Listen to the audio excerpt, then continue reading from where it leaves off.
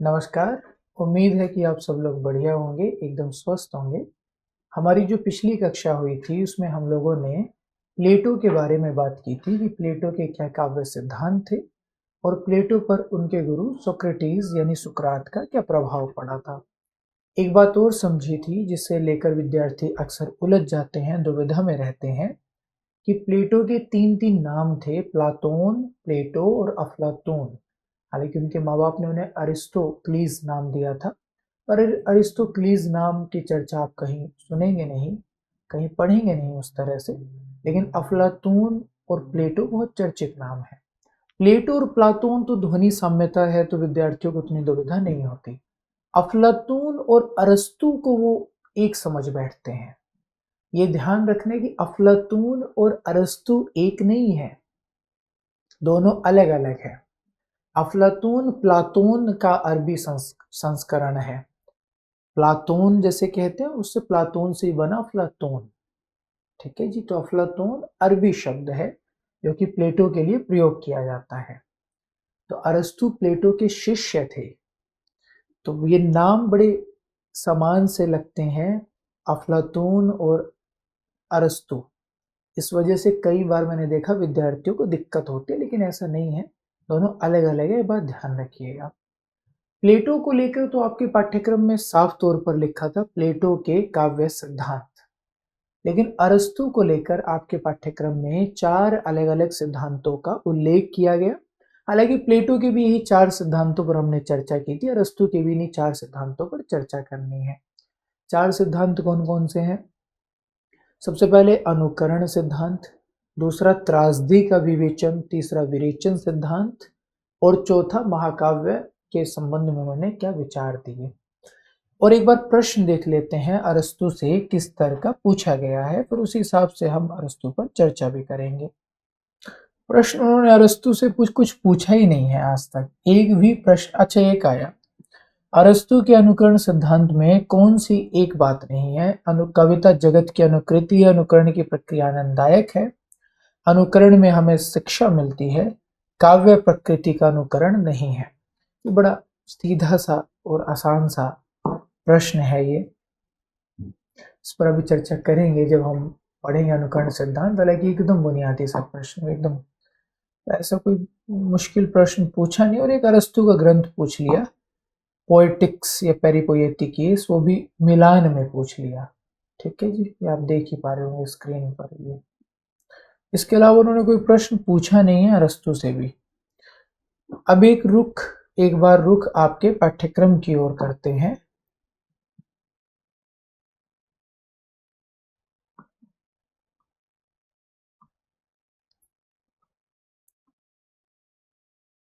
ये देखिए, काव्य साहित्य शास्त्र और आलोचना इकाई 3, और इसमें अरस्तु की काव्य विषयक मान्यताएं, त्रासदी के तत्व, अनुकरण सिद्धांत, विरेचन का सिद्धांत, त्रासदी और महाकाव्य में अंतर। ठीक है जी। तो काव्य विषयक मान्यताएं में तो ये सारे सब कुछ ही आ गया। तो हमें अनुकरण सिद्धांत पढ़ना है, त्रासदी का विवेचन पढ़ना है, उसमें तमाम चीजें आ जाएंगी, विरेचन पढ़ना है, और त्रासदी और महाकाव्य में क्या अंतर बताया। हालांकि त्रासदी के तत्व इत्यादि जब पढ़ते हैं तब भी संबंध में राय आती जाती है, लेकिन कोई नहीं, चलिए तो एक एक करके हम इन पर चर्चा शुरू करते हैं। तो कल भी मैंने आप लोगों से ये बात की थी कि जब भी हम किसी भी चिंतक को पढ़ेंगे तो उसे पढ़ने के लिए हम दो आधार बनाते हैं। वो दो आधार कौन कौन से हैं? पहला पृष्ठभूमि और दूसरा उसके सिद्धांत। पृष्ठभूमि में हम उसके बारे में कुछ बुनियादी बातें समझते हैं, उसके संबंध में जानकारी, जिसे व्यक्तिगत जानकारी भी कह सकते हैं, उसकी चर्चा करते हैं। उसके बाद फिर हम उसकी जो रचनात्मक या जो उसके चिंतन की कुछ विशिष्टताएं हैं उन पर बात करते हैं, उसके ग्रंथों आदि पर बात करते हैं, और फिर उसके सिद्धांतों की बात करते हैं। अरस्तु का संबंध भी ग्रीस से ही था, प्लेटो के शिष्य थे अरस्तु। तो स्पा का फॉर्मूला मैंने आप लोगों को बताया था, एस से सोक्रेटिस, पी से प्लेटो, ए से अरिस्टोटल। सुकरात के शिष्य प्लेटो थे और प्लेटो के शिष्य अरस्तु थे। ठीक है जी। सुकरात और प्लेटो दोनों एथेंस में रहते थे। अरस्तु एथेंस में नहीं रहते थे, अरस्तु का संबंध था मैसेडोनिया से, मकदूनिया जिसको कहते हैं। ठीक है जी, क्योंकि अरस्तु के शिष्य भी कौन थे? अलेक्जेंडर, अलेक्जेंडर यानी सिकंदर। ठीक है जी, तो स्पा को अगर थोड़ा बड़ा कर देंगे, जैसे खींच देते हैं ना अंतिम वर्ण को, तो ये फॉर्मूला एकदम सटीक बैठ जाता है। सुकरात, प्लेटो, अरस्तु और अलेक्जेंडर, अलेक्जेंडर यानी सिकंदर। ठीक है, तो मैसेडोनिया से इनका संबंध था। अब प्रश्न ये उठता है कि जब मैसेडोनिया से संबंध था और कोई आम व्यक्ति नहीं थे अरस्तु, मतलब समृद्ध परिवार के थे, तीन मतलब प्लेटो भी समृद्ध परिवार के थे, राजनीतिक रूप से जो प्रभावशाली वर्ग था उससे थे। अरस्तु भी प्रभावशाली वर्ग से थे। मैसेडोनिया के राजवैद्य थे अरस्तु के पिता, मतलब राजवैद्य यानी डॉक्टर। कैसे डॉक्टर? राजा के डॉक्टर, यानी किसी राज्य का सबसे बड़ा डॉक्टर। ठीक है जी, तो राज्य के राजवैद्य के पुत्र थे, यानी जो सबसे मजबूत लोग रहे होंगे राज्य में, मैसेडोनिया में, उनमें से एक अरस्तु के पिता भी थे। ठीक है, वो बहुत बहुत विश्वासी व्यक्ति होते थे राजवैद्य। सोचकर देखिए कि राजवैद्य कितनी आसानी से बिना किसी तलवार, बिना किसी हथियार के राजा की हत्या कर सकता है, कितनी आसानी से। दवाइयों का ही तो खेल है सारा। तो बेहद विश्वासी, बेहद महत्वपूर्ण व्यक्ति होते रहे राजवैद्य।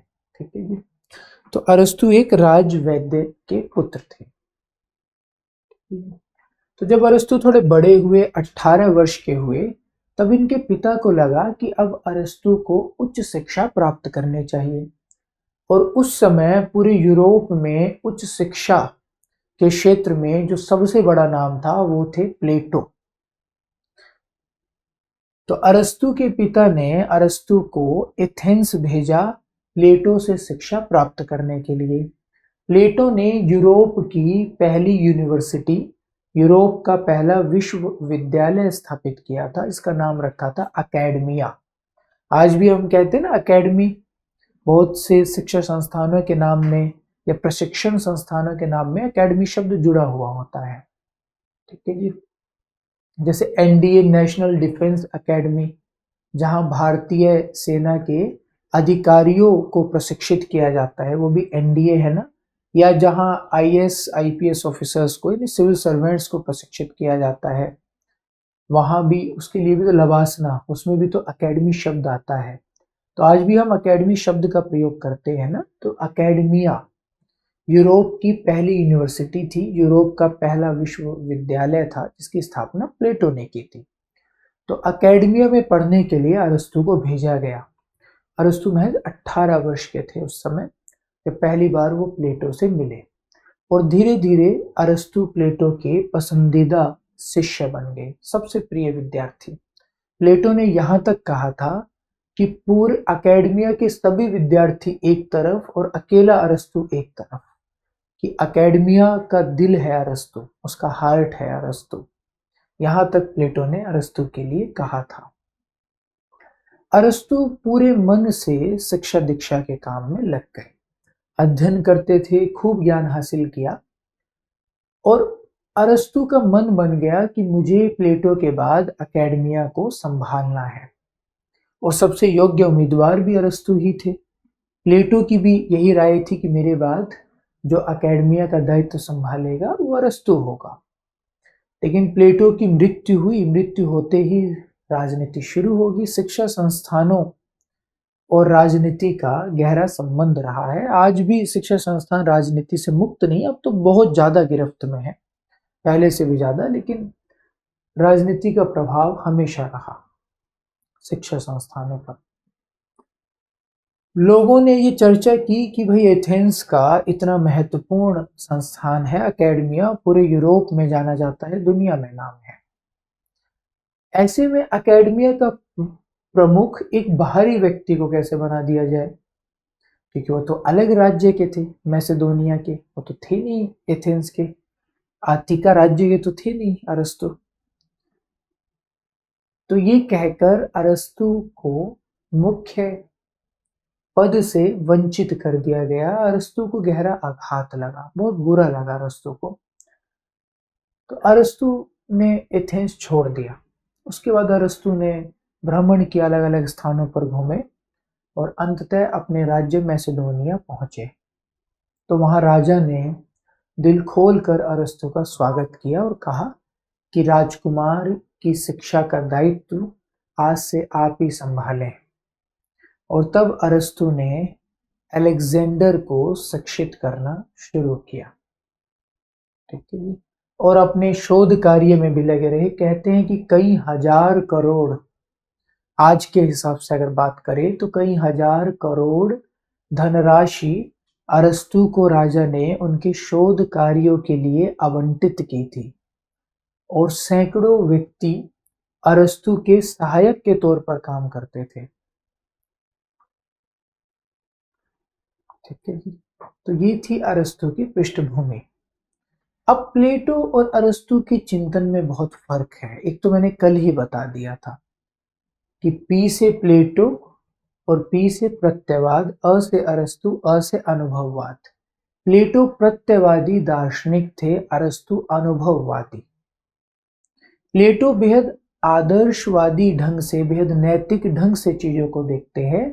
अरस्तु उतने आदर्शवादी नैतिक ढंग से चीजों को नहीं देखते। अनुभववादी हैं तो यथार्थ पर अधिक बल रहता है, प्रत्ययवादी है तो आदर्श नैतिकता पर बल रहेगा ही, यथार्थवादी है तो अनुभव पर बल अधिक रहेगा, यथार्थ पर बल अधिक रहेगा। ठीक है, इसलिए मैंने बताया था ना पहली कक्षा में पाश्चात्य काव्यशास्त्र की कि अनुभववाद और यथार्थवाद दोनों पर्याय की तरह प्रयोग कर लिए जाते हैं दर्शन में, और उसी तरह प्रत्ययवाद और आदर्शवाद को भी पर्याय की तरह प्रयोग करते हैं। तो प्लेटो प्रत्ययवादी चिंतक है तो आदर्शवादी यानी नैतिक भी है, नैतिकता को भी बहुत बल देते हैं। और अरस्तु अनुभववादी हैं तो यथार्थवादी भी हैं। और उसका कारण इन दोनों की पृष्ठभूमि भी है। प्लेटो की जो पृष्ठभूमि थी वो एक पतनशील समाज की प्रतिक्रिया से पैदा हुआ चिंतन है। मतलब प्लेटो का सारा चिंतन एक पतनशील समाज की प्रतिक्रिया से पैदा हुआ है। ठीक है जी। और अरस्तु का जो चिंतन है वो किसी पतनशील समाज की प्रतिक्रिया के तौर पर नहीं हुआ, क्योंकि अरस्तु का समाज एकदम समृद्ध था उस समय। मैसेडोनिया में ऐसी कोई समस्या नहीं थी। भाई अलेक्जेंडर ने तो दुनिया के बहुत बड़े हिस्से पर कब्जा कर ही लिया था एक अकेले व्यक्ति ने, तो ऐसी तो कोई समस्या थी नहीं। ठीक है जी। इसलिए अलेक्जेंडर द ग्रेट भी कहा जाता है, सिकंदर महान। और इसलिए सिकंदर का प्रयोग पूरी दुनिया की अलग अलग भाषाओं में एक विजेता के पर्याय के तौर पर किया जाता है, जो जीता वही सिकंदर। इस तरह की कहावतें आपने अक्सर सुनी होंगी।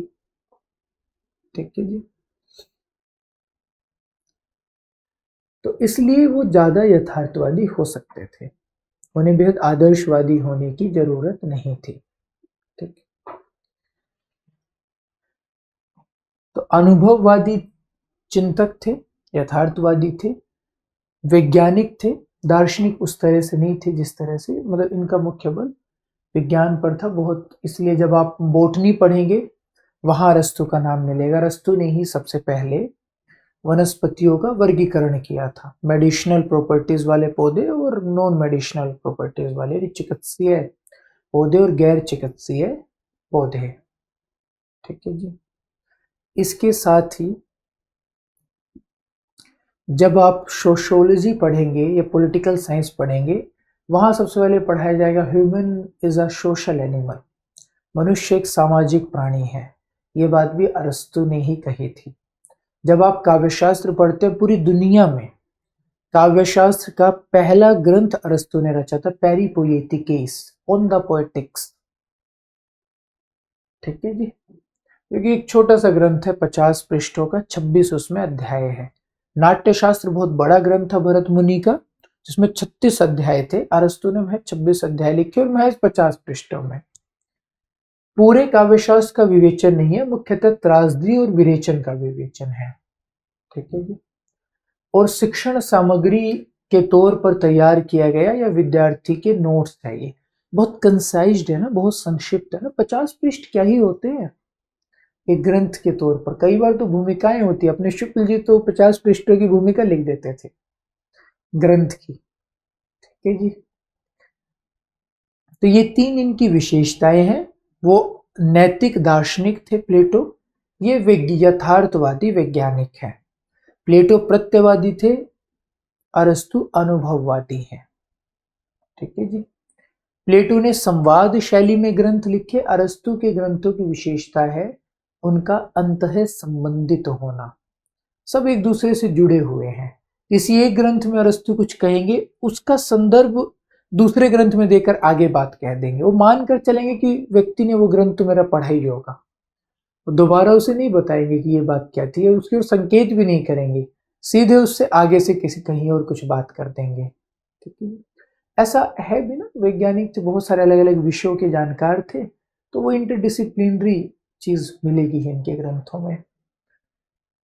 वैज्ञानिक होने का असर क्या हुआ कि बहुत सीधी, स्पष्ट और सरल शैली में सब कुछ का, और उन्मुक्त यानी अधिक स्वतंत्र दृष्टि थी। अंतः संबंधित ग्रंथ ज्ञान की अलग अलग शाखाओं में संबंध और अबाध गति, वनस्पति शास्त्र, काव्य शास्त्र, भाषण शास्त्र, आचार शास्त्र यानी एथिक्स, इसको नीति शास्त्र भी कहते हो, राजनीति विज्ञान आदि के विशेषज्ञ अरस्तु माने जाते रहे हैं। ठीक है। 400 के लगभग इनके ग्रंथ बताए जाते हैं, लेकिन अच्छी बात है कि हम इससे पेरिपोएटिकेस, मतलब 3 की चर्चा करते हैं, रिटेरिकेस, पेरिपोएटिकेस और the last will and testimony in विया वसीयतनामा जिसको कहते हैं, बस वो आगे हम चर्चा करेंगे तीनों की एक करके। सिद्धांत अनुकरण सिद्धांत है, काव्य प्रेरणा का सिद्धांत है, त्रासदी का विवेचन और विरेचन का सिद्धांत। ठीक है। तो देखिए, प्लेटो ने अनुकरण के सिद्धांत पर बात की थी, काव्य प्रेरणा के सिद्धांत पर बात की थी।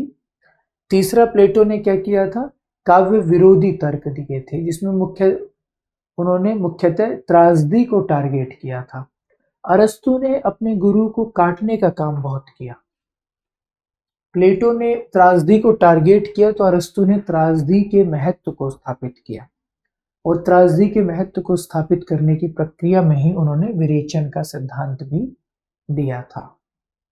ठीक है।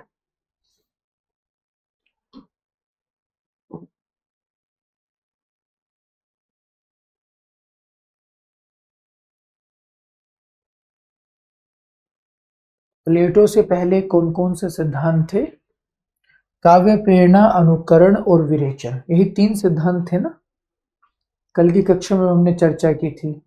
प्लेटो ने काव्य प्रेरणा पर बात की, अनुकरण पर बात की और विरेचन पर बात नहीं की, क्योंकि ये काव्य विरोधी विवेचन करते हैं, काव्य और कलाओं का विरोध करते हैं, तो विरेचन को महत्व क्यों देंगे। विरेचन क्या है, विरेचन यानी मोटे तौर पर मानिए काव्य का प्रयोजन, काव्य करता क्या है, उसका महत्व क्या है। काव्य प्रेरणा काव्य हेतु जैसा है और ये काव्य के प्रयोजन जैसा है। ठीक है जी। अरस्तु ने तीनों पर बात की, ये दोनों का अंतर। प्लेटो प्रत्ययवादी थे, अरस्तु अनुभववादी थे। प्लेटो दार्शनिक थे, अरस्तु मुख्यतः वैज्ञानिक थे। प्लेटो कला के प्रति उपयोगितावादी दृष्टि रखते हैं, भेद नैतिक दृष्टि है, नॉर्मेटिव चिंतन किया उन्होंने, प्रतिमान वाला चिंतन किया, यानी चीजों के प्रतिमान स्थापित किया, ऐसा होना चाहिए ऐसा नहीं, भेद नैतिक चिंतन। ये कला के प्रति उन्मुक्त और सौंदर्य परक दृष्टि रखते हैं। उदात्त शैली है प्लेटो की, क्योंकि खुद स्वभाव से वो कवि तो थे, वो तो अपनी परिस्थितियों और अपने संस्कारों से दार्शनिक बने, वो स्वभावतः तो कवि ही थे, कविताएं लिखी भी थी प्लेटो ने। बड़ी उदात्त शैली है, जैसे रचनात्मक ढंग से साहित्यकार रचते हैं, लिखते हैं, उसी तरह से उन्होंने अपना चिंतन भी प्रस्तुत किया प्लेटो ने। लेकिन अरस्तु क्योंकि वैज्ञानिक थे, तो सीधी सरल शैली, सीधी सपाट, एकदम सीधे सीधे। ठीक है जी। तो ये तो हो गई पृष्ठभूमि, इनके संबंध में बुनियादी बातें। अब हम बात करेंगे अरस्तु के पहले सिद्धांत की, और अरस्तु का पहला सिद्धांत क्या है, सबसे पहला सिद्धांत है अनुकरण का सिद्धांत। ठीक है जी।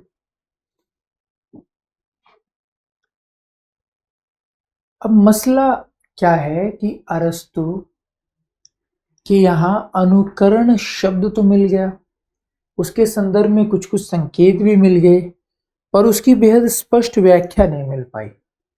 जो दिक्कत भारतीय काव्यशास्त्र के पहले ग्रंथ के साथ है, वही दिक्कत पाश्चात्य काव्यशास्त्र के पहले ग्रंथ के साथ भी है। भारतीय काव्यशास्त्र के पहले ग्रंथ में भी कई सारे पद ऐसे हैं जिनकी स्पष्ट व्याख्या नहीं मिल पाई। जैसे रस सूत्र के संदर्भ में हमने इस बात को समझा भी था, विभाव अनुभाव व्यभिचारी संयोगाद्रस निष्पत्ति। विभाव क्या है, अनुभाव क्या है, व्यभिचारी क्या है, रस क्या है, इसकी व्याख्या तो भरत मुनि ने कर दी थी, लेकिन संयोग और निष्पत्ति का अर्थ क्या है ये व्याख्या में नहीं मिल पाती। फिर उसकी व्याख्या अलग अलग चिंतकों ने की बाद में, जिन्हें भरत मुनि के रस सूत्र के व्याख्याकार कहा गया। इसमें मुख्यतः चार को हम पढ़ते हैं ना, भट्ट लोलट श्री शंकुक भट्ट नायक और अभिनव गुप्त को। ठीक है जी। अरस्तु का ग्रंथ महज 50 पृष्ठों का है, छोटा सा, उसका भी कुछ हिस्सा उपलब्ध नहीं हो पाता। तो ये चर्चा उठती है बार बार कि ऐसा तो नहीं है कि अरस्तु ने इन पदों की व्याख्या तो की होगी कि अनुकरण का उनका मतलब क्या है, इसमें आगे और भी पद आएंगे, लेकिन वो व्याख्या उन हिस्सों में हो जो हिस्से हमें मिलते नहीं है। खैर मसला जो भी हो, कुल मिलाकर बात ये है कि अरस्तु के अनुकरण सिद्धांत में कई सारे ऐसे पद हैं जिनका अर्थ स्पष्ट नहीं हो पाता, और इसलिए उन पदों की अलग अलग व्याख्याएं अलग अलग विद्वानों ने की। उनमें से डॉक्टर बूचर की व्याख्या सबसे ज्यादा प्रसिद्ध है। तो डॉक्टर बूचर ने जो व्याख्या प्रस्तुत की अनुकरण सिद्धांत की, हम उसे पढ़ेंगे। ठीक है जी। अब डॉक्टर बूचर ने, अनुकरण का सीधा मतलब तो हम कल जान ही चुके हैं ना, अनुकरण यानी नकल, इमिटेशन, किसी चीज के जैसा कुछ, बिंब प्रतिबिंब भाव, यानी कोई चीज सामने है उसके जैसा ही कुछ और बनाना, उसके जैसा ही कुछ और करना, उसे अनुकरण कहते हैं। ठीक है जी। जैसे मैं ऐसे चल रहा हूं, अगर आप भी ऐसे चलने लगे तो यह अनुकरण होगा। सबसे अनुकरण धर्मी जानवर बंदर को माना जाता है। आप जैसे करोगे बंदर वैसे ही प्रतिक्रिया देगा, आपको वैसे ही करेगा। ठीक है जी। तो अगर आप में से जिन लोगों ने उठकर ऐसे चलना शुरू कर दिया होगा, तो खुद को समझ सकते हैं ना कि श्रेणी में रख सकते हैं। वैसे तो हम मानते हैं कि बंदर हम सभी के पूर्वज हैं, तो बंदर कहलवाने में क्या ही शर्म महसूस करना है ना। तो जी डॉक्टर बूचर ने कहा कि अनुकरण सिद्धांत को समझना है तो 4 चरण है उसके।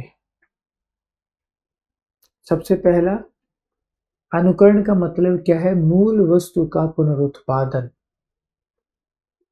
दूसरा, कलाकार के मनोगत बिंब का प्रतिफलन। तीसरा, सामान्य पक्ष का प्रत्यक्षीकरण या सामान्य पक्ष को ही व्यक्त करना, उद्घाटित करना। और चौथा, आदर्शीकृत प्रतिरूपण। तो ये 4 चरण बताए अरस्तु के अनुकरण सिद्धांत के डॉक्टर बूचर ने। एक एक करके हम इन्हें समझेंगे। ऐसे सुनने में तो बड़े खतरनाक लग रहे होंगे कि यार ये पता नहीं क्या क्या बोल दिया, कैसे करेंगे, लेकिन ऐसा कुछ है नहीं इसमें, मतलब इतना मुश्किल ये है नहीं। एक बार एक एक करके इन्हें समझना शुरू करेंगे तो उसको लगेगा अच्छा ये था, ये तो मैं वैसे ही कर लेता, इसके लिए तो आप क्लास में आए ही क्यों, आपकी क्या जरूरत थी, तो हम खुद ही कर सकते थे, ऐसा भाव आप लोगों के मन में आएगा। ठीक है जी।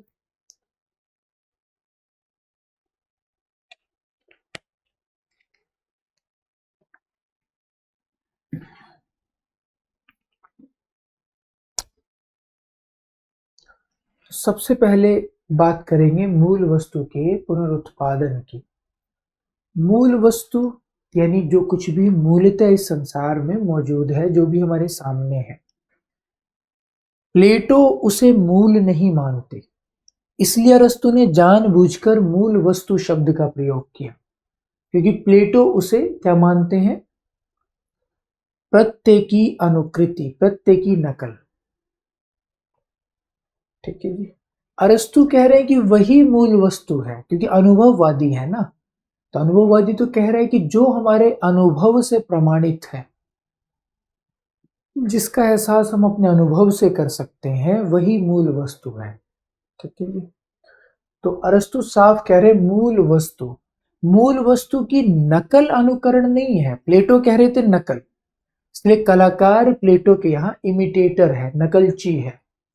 अरस्तु कह रहे हैं कि ये बात ठीक है कि मूल वस्तु के आधार पर कलाकार कुछ बनाता है, जिससे आप एक मायने में नकल कह सकते हैं, कलाकार को आप अनुकर्ता कह सकते हैं। लेकिन वो नकल सीधी नकल नहीं है। जैसे आप ऐसे कर रहे हो और मैं भी ऐसे कर दूं, आप ऐसे कर रहे हो मैं भी ऐसे कर दूं, आप ऐसे करें मैं भी ऐसे कर दूं, वो ये नकल नहीं है सीधे सीधे, बल्कि वो उसका पुनरुत्पादन है। पुनरुत्पादन यानी रिक्रिएशन। अब यहां नजरिए का फर्क आ गया। चीजें तो वही है, लेकिन उन्हें देखने की दृष्टि बदल गई, उन्हें देखने की नजर बदल गई। निगाह तो वही है, नजर तो वही है, लेकिन नजरिया बदल गया। ठीक है जी। क्या बदला? अरस्तु ने कहा कि आप किसी भी चीज को हूबहू बना नहीं सकते, आपको उसे पुनः रचना होता है, आपको उसे पुनः बनाना होता है। तो आप असल में उसकी नकल नहीं कर रहे, बल्कि आप तो पुनरुत्पादन कर रहे हैं, रिक्रिएशन कर रहे हैं। भाई एक चित्रकार को अगर मैं पानी की बोतल देकर कहूं इसे बनाओ, तो वो इसे हूबहू बना देगा क्या? वो कंप्यूटर की तरह या आपके फोन की तरह कॉपी पेस्ट कर देगा? नहीं। वो इसे कागज पर जब बनाएगा, तो असल में इसके एक नए रूप को वो रच रहा है, जिसमें सादृश्यता का संबंध तो है। यानी कागज पर वो जो इसे बनाएगा, वो इसके जैसा ही लगना चाहिए। अगर उसने कुछ और ही बना दिया तो कैसा चित्रकार? वो इसके जैसा रूप ही कागज पर गढ़ देगा। तो सादृश्यता का संबंध तो होगा, सेम्बलेंस का रिलेशन तो है, लेकिन असल में कागज पर बनाया गया इस बोतल का चित्र और ये बोतल दोनों एक नहीं है, बल्कि वो इसका पुनरुत्पादन है, इसका पुनः सृजन है। तो इस संसार में जो कुछ भी है कला, उसका पुनरुत्पादन है। इसलिए अनुकरण का मूल अर्थ क्या हुआ? मूल वस्तु का पुनरुत्पादन। ठीक है जी। और कला में उत्पादन उसी का किया जाता है जो इस संसार में मौजूद है। इसलिए अरस्तु ने एक बात कही जो कि बेहद प्रसिद्ध बात है, परीक्षाओं में बार बार घुमा घुमा कर पूछी जाती है, और जो उनके अनुकरण सिद्धांत का मूल है, आर्ट इमिटेट्स नेचर। और ये बात उन्होंने अपनी पुस्तक फिजिक्स में कही, मेटाफिजिक्स उनकी पुस्तक है ना, उसमें उन्होंने ये बात कही, भौतिकी में। हालांकि मेटाफिजिक्स तत्व मीमांसा होती है, नहीं तत्व मीमांसा नहीं होगी, तत्व मीमांसा तो एपिस्टेमोलॉजी होगी ना, या वो ज्ञान मीमांसा होगा। सब कुछ तत्व मीमांसा मेटाफिजिक्स होगा संभवतः, एपिस्टेमोलॉजी ज्ञान मीमांसा होता होगा, है ना। सब कुछ है, मतलब मुझे कुछ दुविधा हो रही है। तो ये बात उन्होंने अपनी पुस्तक मेटाफिजिक्स में कही। ठीक है जी। अरस्तु ने कि आर्ट इमिटेट्स नेचर, कला प्रकृति की अनुकृति है, यानी प्रकृति के अनुसार बनाई गई कृति। कृति यानी जो प्रकृति के अनुसार रची जाती है। अब इसमें तीन शब्द आए, आर्ट इमिटेट्स और नेचर। अब प्रश्न ये उठता है कि नेचर का मतलब क्या है अरस्तु का? वो प्रकृति किसे कह रहे हैं? आर्ट का मतलब क्या है? और इमिटेट्स अनुकरण का मतलब क्या है? इन तीन शब्दों का प्रयोग तो कर दिया, पर इन तीन शब्दों का कुछ अर्थ भी तो होगा। तो अरस्तु ने कहा कि चिंता मत करो, सब बताऊंगा। अरस्तु ने कहा कि देखिए, आर्ट असल में दो प्रकार की है, एक है यूजफुल आर्ट, दूसरी है फाइन आर्ट। यूजफुल आर्ट यानी ललित कला, और फाइन आर्ट, माफ कीजिएगा, यूजफुल आर्ट यानी उपयोगी कला, और फाइन आर्ट यानी ललित कला। अरस्तु पहले व्यक्ति थे जिन्होंने कला का ये वर्गीकरण किया था। और अरस्तु कहते हैं कि कुछ कलाएं ऐसी होती है जिनका उद्देश्य जीवन की किसी समस्या का समाधान करना होता है। उन्हें हम उपयोगी कलाएं कहते हैं क्योंकि वो सीधे सीधे उपयोग में आती हैं। ये विभाजन क्यों किया अरस्तु ने? ताकि वो ये बता सके कि प्लेटो जो कला को लेकर उपयोगितावादी दृष्टि रख रहे हैं वो उचित नहीं है, क्योंकि उपयोगितावादी दृष्टि केवल उपयोगी कलाओं को लेकर रखी जा सकती है, ललित कलाओं को लेकर नहीं। तो प्लेटो भले ही उपयोगितावादी दृष्टि रख रहे हो पर वो अनुचित है। तो अरस्तु कहते हैं कि आप बीमार हो गए, अब आपको स्वस्थ होना है, इसके लिए डॉक्टर की जरूरत होगी। तो डॉक्टर जो अपनी कला यानी कोई विशेष योग्यता, डॉक्टर जो अपनी विशेष योग्यता के द्वारा आपको ठीक करेगा यानी आपका इलाज करेगा, वो उपयोगी कला के अंतर्गत आएगा। यानी चिकित्सा कला उपयोगी कला है। आपको एक सुंदर घर चाहिए, आपको उसकी जरूरत है, स्थापत्य कला के द्वारा घर का निर्माण कर दिया गया, ये उपयोगी कला है। आपके लिए वस्त्र बनाए गए, वस्त्र कला या परिधान कला के द्वारा, तो ये सब उपयोगी कलाएं हैं जो जीवन की आवश्यकताओं या जीवन में पैदा होने वाली समस्याओं के समाधान के तौर पर प्रयोग में आती है। दूसरी तरफ ललित कला है। ललित कला क्या है? जिसका उद्देश्य जीवन की किसी समस्या का समाधान करना नहीं है, या जो किसी प्रयोजन को केंद्र में रखकर नहीं रची जाती सीधे सीधे, बल्कि जिसका उद्देश्य सौंदर्य उत्पन्न करना हो, जिसका उद्देश्य सौंदर्य के माध्यम से आनंद प्रदान करना हो। वो शिक्षा देती है। अरस्तु मानते हैं कि कला शिक्षा भी देती है और आनंद भी देती है, दोनों चीजें मानती है, लेकिन उसका प्रधान लक्ष्य सौंदर्य की अनुभूति कराना है, आनंद प्रदान करना है। ठीक है जी। तो कहते हैं कि जो उपयोगी कला है वो जीवन पर, वस्तु पर आधारित है। ललित कला बिंब पर आधारित है। बिंब पर आधारित का मतलब क्या है? बिंब किसे कहते हैं? इमेज को। जैसे एक तो ये रिमोट असल में है, एक इस रिमोट की छवि आपके दिमाग में है। तो कलाकार अपनी कला को कैसे बनाता है? अब तक हम जो भी पढ़ रहे हैं, जो भी हमने पढ़ा, सब कुछ भूल जाइए। सब कुछ भूल जाइए मतलब असल में भूल जाइए, मैं मजाक में नहीं कह रहा हूं। थोड़ी देर के लिए भूल जाइए कि हम अरस्तु पर बात कर रहे हैं, फला जी पर बात कर रहे हैं, फला सिद्धांत पर बात कर रहे हैं, सब भूल जाइए। सोचिए एक मिनट के लिए कि आप एक चित्रकार हैं। ठीक है जी। आप कोई चित्र कैसे बना रहे हैं? आपके सामने कोई चीज रखी है, उसे देख देख कर बना रहे हैं, बिल्कुल सही बात है। लेकिन ये पूरी प्रक्रिया क्या है? सामने मान लीजिए कोई इंसान खड़ा है, आप उसका स्केच बना रहे हैं, तो इंसान असल वस्तु है, यानी असल में वो है, यथार्थ है, वास्तविकता है, हकीकत है। फिर उस इंसान को आपका दिमाग, मेरे सामने कोई नहीं खड़ा, दीवार है, पर मैं मान रहा हूं कि एक इंसान है। आप भी ऐसे ही मानिए, आपके सामने कोई ना भी हो तब भी मानिए। उस इंसान को आप अपने दिमाग में लेकर जा रहे हैं, ऐसे खींच के उठाकर नहीं लेकर जा रहे हैं, मतलब वो जैसा दिख रहा है वो छवि आपके दिमाग में आ रही है। आपकी आंखें उसके रूप रंग की सूचना आपके मस्तिष्क को दे रही है, और आपके मस्तिष्क में जो छवि आ रही है उस छवि को चित्रकार पृष्ठ पर उभार रहा है। तो यानी उस वस्तु और पृष्ठ पर बनने वाली कला के बीच में आपके मस्तिष्क में उसकी बनने वाली छवि आती है। तो पहले कोई वस्तु है, फिर छवि है, फिर कला है। तो यही काम साहित्यकार भी करता है, यही काम बाकी कलाकार भी करते हैं। तो उपयोगी कला वस्तु पर आधारित है क्योंकि इलाज अगर उसका हुआ तो सीधे उसका होगा, लेकिन ललित कला बिंब पर आधारित है।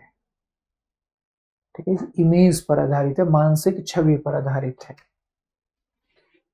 तो प्लेटो कहते थे अनुकरण का मतलब नकल है, इसलिए रचनाकार अनुकर्ता है, इमिटेटर है।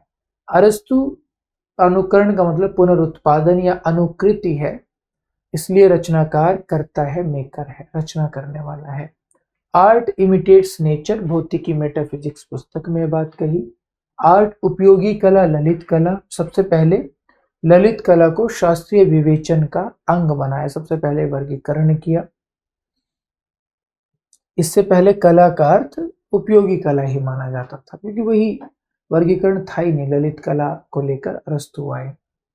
उपयोगी कला व्यवहारिक उद्देश्य के लिए होती, ललित कला सौंदर्य परक आनंद हेतु होती है। उपयोगी कला वस्तु पर आधारित होती है और ललित कला बिंब पर आधारित होती है। मतलब जितनी चीजें हमने समझी वो तमाम चीजें, ठीक है जी। अब ये तो हो गया आर्ट का मतलब, और इसलिए अरस्तु ने साफ किया कि कला कोई सी भी हो वो प्रकृति का ही अनुकरण करती है, ठीक। अब बात उठती है इमिटेट्स का मतलब क्या है, मतलब अनुकरण का मतलब क्या है। तो उन्होंने कहा अनुकरण का मतलब है पुनरुत्पादन। पुनरुत्पादन क्या है?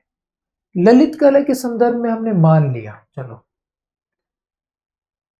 कि दोबारा अपनी कोई चीज बना दी। उपयोगी कला के संदर्भ में पुनरुत्पादन क्या होगा? आप बीमार है, डॉक्टर आपको दोबारा बनाएगा। पहले झटके में बात थोड़ी हास्यास्पद लगी, हमें दोबारा कैसे बनाएगा, लेकिन सोच कर देखिए, दोबारा आपको स्वस्थ बना रहा है, आपको दोबारा बनाया डॉक्टर ने। बनाने का मतलब शुरू से लेकर अंत तक आपको नहीं बना दिया, आपको कहीं चोट लगी थी उसे ठीक कर दिया, आपको बुखार था उसे दूर करके आपको स्वस्थ बना दिया, यानी जैसे आप थे वैसा आपको बनाया। असल में ये काम किसका है? असल में तो ये काम प्रकृति का है, नेचर का है। भाई प्रकृति ने चीजों को जैसे बनाया, उन्हें वैसे ही बनाए रखना है तो प्रकृति का लक्ष्य है। आप कुछ बनाते हैं तो आप कोशिश करते हैं ना कि वो चीज वैसी ही रहे जैसे आपने बनाई थी, उससे बेहतर हो, खराब ना हो, ये कोशिश आप नहीं करते, ठीक। तो प्रकृति भी कभी यही दायित्व होना चाहिए, प्रकृति ने सब कुछ गढ़ा है। तो अगर आप बीमार हो रहे हैं तो यानी यहाँ प्रकृति की भी विफलता है, क्योंकि आप भी तो प्रकृति की कृति है। कला क्या कर रही है? उसे पूरा कर रही है। तो कला प्रकृति की पूरक बन रही है, यानी आप बीमार हैं तो आपकी बीमारी को दूर कर रही है, आपके अधूरेपन को दूर कर रही है। यानी कला क्या है? प्रकृति की पूरक, ठीक है जी। तो अनुकरण का मतलब क्या है? पुनरुत्पादन। पुनरुत्पादन यानी दोबारा बनाना, दोबारा बनाना यानी प्रकृति से चीजें जहां रह गई उन्हें पूरा करना। तो इस प्रकार कला प्रकृति की पूरक होती है। जो प्रकृति से छूट जाता है कला उसे ही पूरा करती है। तीसरी चीज है नेचर। आर्ट इमिटेट्स, इन दोनों शब्दों का मतलब तो आप लोगों ने समझ लिया, नेचर यानी प्रकृति। अब प्रकृति क्या है, किसे हम प्रकृति कहते हैं? आप लोग कह सकते हैं कि सर पेड़ पौधे पशु पक्षी ये प्रकृति है, पहाड़ नदियां झरने, ठीक है, सब तो प्रकृति के घटक है। जो कुछ मनुष्य ने नहीं बनाया, जो स्वाभाविक रूप से उपलब्ध है, उसे हम प्राकृतिक कह देते हैं, ये बात भी ठीक है। लेकिन इन सब में है क्या?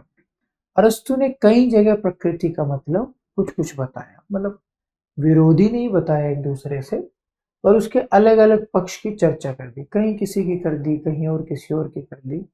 तो ऐसे अरस्तु ने कई स्थानों पर कर दिया, ठीक है जी। अब इसका अर्थ क्या माने? तो इसके दो अर्थ मानेंगे मोटे तौर पर। उन सबका जब निष्कर्ष निकाला, 6 शायद उन्होंने अलग अलग पक्षों का उल्लेख किया था, तो 2 निष्कर्षात्मक सूत्र बाहर निकले। पहला, क्रिएटिव फोर्स यानी सर्जनात्मक क्षमता। ठीक है जी। दूसरा प्रोडक्शन प्रिंसिपल यानी उत्पादक सिद्धांत। ठीक है जी। विश्व की सर्जनात्मक शक्ति यानी क्रिएटिव पावर या क्रिएटिव फोर्स, और उत्पादक सिद्धांत यानी प्रोडक्टिव प्रिंसिपल, जो कि वस्तुओं का आंतरिक धर्म है। अब इस बात का मतलब क्या है, क्या उत्पादक क्षमता का मतलब क्या है, और किसे हम उत्पादक सिद्धांत कह रहे हैं, किसे सर्जनात्मक शक्ति कह रहे हैं, और क्यों वस्तुओं का आंतरिक धर्म हम इसे कह रहे हैं। ये सब कुछ किसने बनाया, मतलब इंसान ने, ठीक है, बनाया बहुत कुछ, लेकिन इंसान के बनाने से पहले भी इस दुनिया की अधिकांश चीजों को किसने बनाया, स्वतः बनी ना। और जो भी चीजें खुद ही बनती है उन्हें हम प्राकृतिक कहते हैं। यानी चिड़िया जो घोंसला बनाती है वो खुद से बनाती है, और वो एक प्राकृतिक प्रक्रिया मानते, एक नैसर्गिक चीज मानते हैं। हम कैसे बनते हैं, हम भी तो प्राकृतिक रूप से बनते हैं भाई। हमारी माँ के भीतर जो हमारे अलग अलग अंग बनते हैं वो खुद ही बनते हैं, उसमें मनुष्य कोई हस्तक्षेप नहीं करता ना। आजकल करने लगा है वो भी, लेकिन जीनोम मॉडिफिकेशन और तमाम चीजें, लेकिन वो प्रतिबंधित है दुनिया के अधिकांश हिस्सों में। ठीक है जी। तो ये सब क्या है, ये सब क्रिएटिव फोर्स है। प्रकृति एक सर्जनात्मक शक्ति है। सर्जन का सबसे बड़ा स्रोत तो प्रकृति है। प्रकृति ने मनुष्य बना दिया। इंसान अपनी तकनीक, अपनी प्रौद्योगिकी को इतने आगे तक ले गए, लेकिन अभी तक मनुष्य जैसा कुछ नहीं बना पाया। रोबोट आप कह सकते हैं, पर रोबोट अभी भी मनुष्य से बहुत पीछे है। मनुष्य का सिस्टम इतना कॉम्प्लेक्स है, उसका दिमाग इतना कॉम्प्लेक्स है। तो प्रकृति असल में सर्जनात्मक शक्ति है, सर्जनात्मक बल है, सर्जनात्मक कुछ नया रचने की शक्ति, इसलिए प्रोडक्टिव प्रिंसिपल भी है। यानी चीजें कैसे बनती हैं, उनके उत्पादन के सिद्धांत भी हमें प्रकृति से मिलते हैं, और ये वस्तुओं का आंतरिक धर्म है। ठीक है जी। कैसे, और कैसे हम इससे सीखते हैं। जैसे कभी किसी इंसान ने देखा होगा कि जो पक्षी हैं वो छोटी छोटी लकड़ियों को लेकर, यानी प्रकृति से ही जो अलग अलग चीजें मिल रही है उन्हें लेकर अपने लिए एक घोंसला बना रहे हैं, और फिर उसमें आराम से रह रहे हैं। उससे मनुष्य ने सीखा होगा कि वो भी तो इन लकड़ियों का प्रयोग करके अपने लिए कोई जगह बना सकता है। और फिर धीरे धीरे धीरे धीरे कई वर्षों, कई दशकों की मेहनत के बाद मनुष्य ने अपने लिए घर बनाना सीख लिया होगा। ठीक है जी। फिर मनुष्य ने देखा होगा कि जो जानवर हैं, पशु पक्षी हैं, वो कैसे फल फूलों को खा खा कर अपना पेट भरते हैं, या मांस खाकर। तो मनुष्य ने भी उनका अनुकरण किया होगा, उसने भी फल फूल खाए होंगे या मांस खाया होगा। ठीक। तो ये तमाम चीजें मनुष्य कैसे सीख रहा है, प्रकृति से। कभी किसी ने देखा होगा कि जो जानवर है, जब उन्हें घाव होता है तो सबसे पहले वो जीभ से उसे चाटते हैं, यानी घाव को साफ करना सबसे बुनियादी बात है। फिर मनुष्य को भी कभी कोई घाव हुआ होगा तो उसने भी सबसे पहले यही कोशिश की होगी कि कैसे भी हम इस घाव को साफ कर दें। फिर उसने देखा होगा कि जानवर घाव को साफ करके मिट्टी में लौट जाता है, फिर मनुष्य ने भी मिट्टी को उस घाव पे लगाना शुरू किया होगा। यानी हम जो कुछ भी कर रहे हैं वो हमने प्रकृति से सीखा है। आगे फिर हम उसे विकसित करते गए। मनुष्य ने, हो सकता है कि आवाजें, जो ध्वनियां बनाई, जो भाषा बनाई, वो प्रकृति की आवाजों से सीखी हो। नदी की अपनी आवाज है, झरने के बहने की अपनी आवाज है। नदी के बहने, झरने के गिरने, पेड़ के हिलने, पत्तों की सरसराहट, चिड़िया के चहचहाने, प्रकृति में हर चीज की अपनी आवाज है, जिसे आधार बनाकर ही मनुष्य ने शायद भाषा का निर्माण भी किया हो। कम से कम विकास तो किया ही होगा। कुत्ता भौं भौं करता है तो हमने भौंकना शब्द बना लिया, चिड़िया ची ची करती तो हमने चहचहाना शब्द बना लिया। तो हमने जो कुछ भी बनाया उसके मूल में प्रकृति के सूत्र को खोजा जा सकता है। ठीक है जी। इसीलिए हम मनुष्य के द्वारा सीखे गए या अर्जित किए गए तमाम ज्ञान, कौशल और चिंतन, दर्शन और जीवन शैली को मिलाकर एक शब्द कह देते हैं संस्कृति। संस्कृति क्या है? कल्चर क्या है? मनुष्य ने जो कुछ भी अपनी परंपरा में, अपने इतिहास में अर्जित किया, जो सहेजने लायक है, वो सारा ज्ञान, वो सारा चिंतन दर्शन, वो सारे कौशल, घर को बनाने की कला, खाने को बनाने की कला, साहित्य की रचना की कला। ये कला क्या है? एक विशेष प्रकार का कौशल।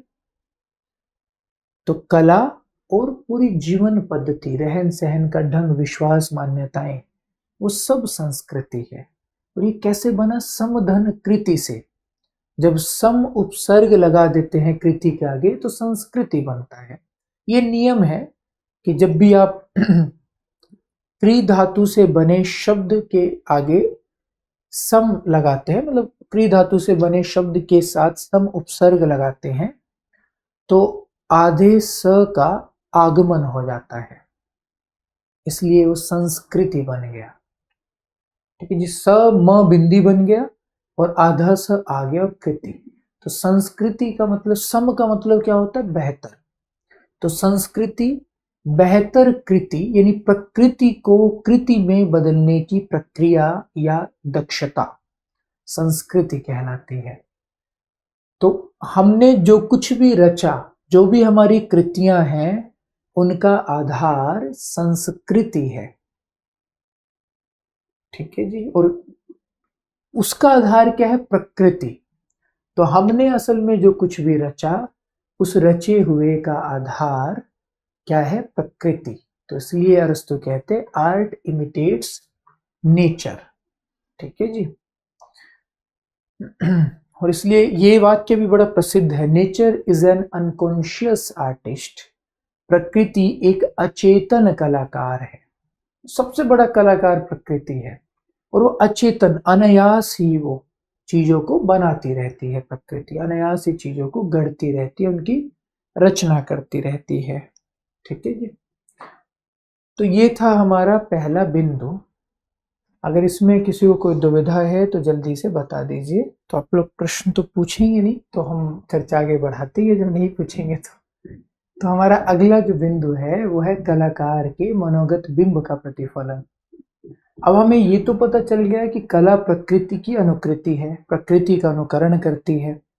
और प्रकृति का अनुकरण कैसे करती है? सीधे प्रकृति पर आधारित नहीं है कला, बल्कि बिंब पर आधारित है, क्योंकि हम उपयोगी कला की बात कर रहे हैं। ठीक है जी। तो कलाकृति क्या है? कलाकार के मन में जो बिंब बनता है, उसके मस्तिष्क में जो बिंब उभरता है, उसका प्रतिफलन, उसका भौतिक रूप क्या है? कला। उसका मूर्त रूप क्या है? कला। इसलिए कहा गया कलाकार के मनोगत बिंब का प्रतिफलन। ठीक है जी। वस्तु की बजाय, यानी मूल वस्तु का नहीं है, मनोगत बिंब का प्रतिफलन है। ठीक। प्रतिफलन परिणाम और प्रक्रिया दोनों शब्दों से मिलकर बना है, यानी क्या परिणाम आया और क्या प्रक्रिया है उसके लिए।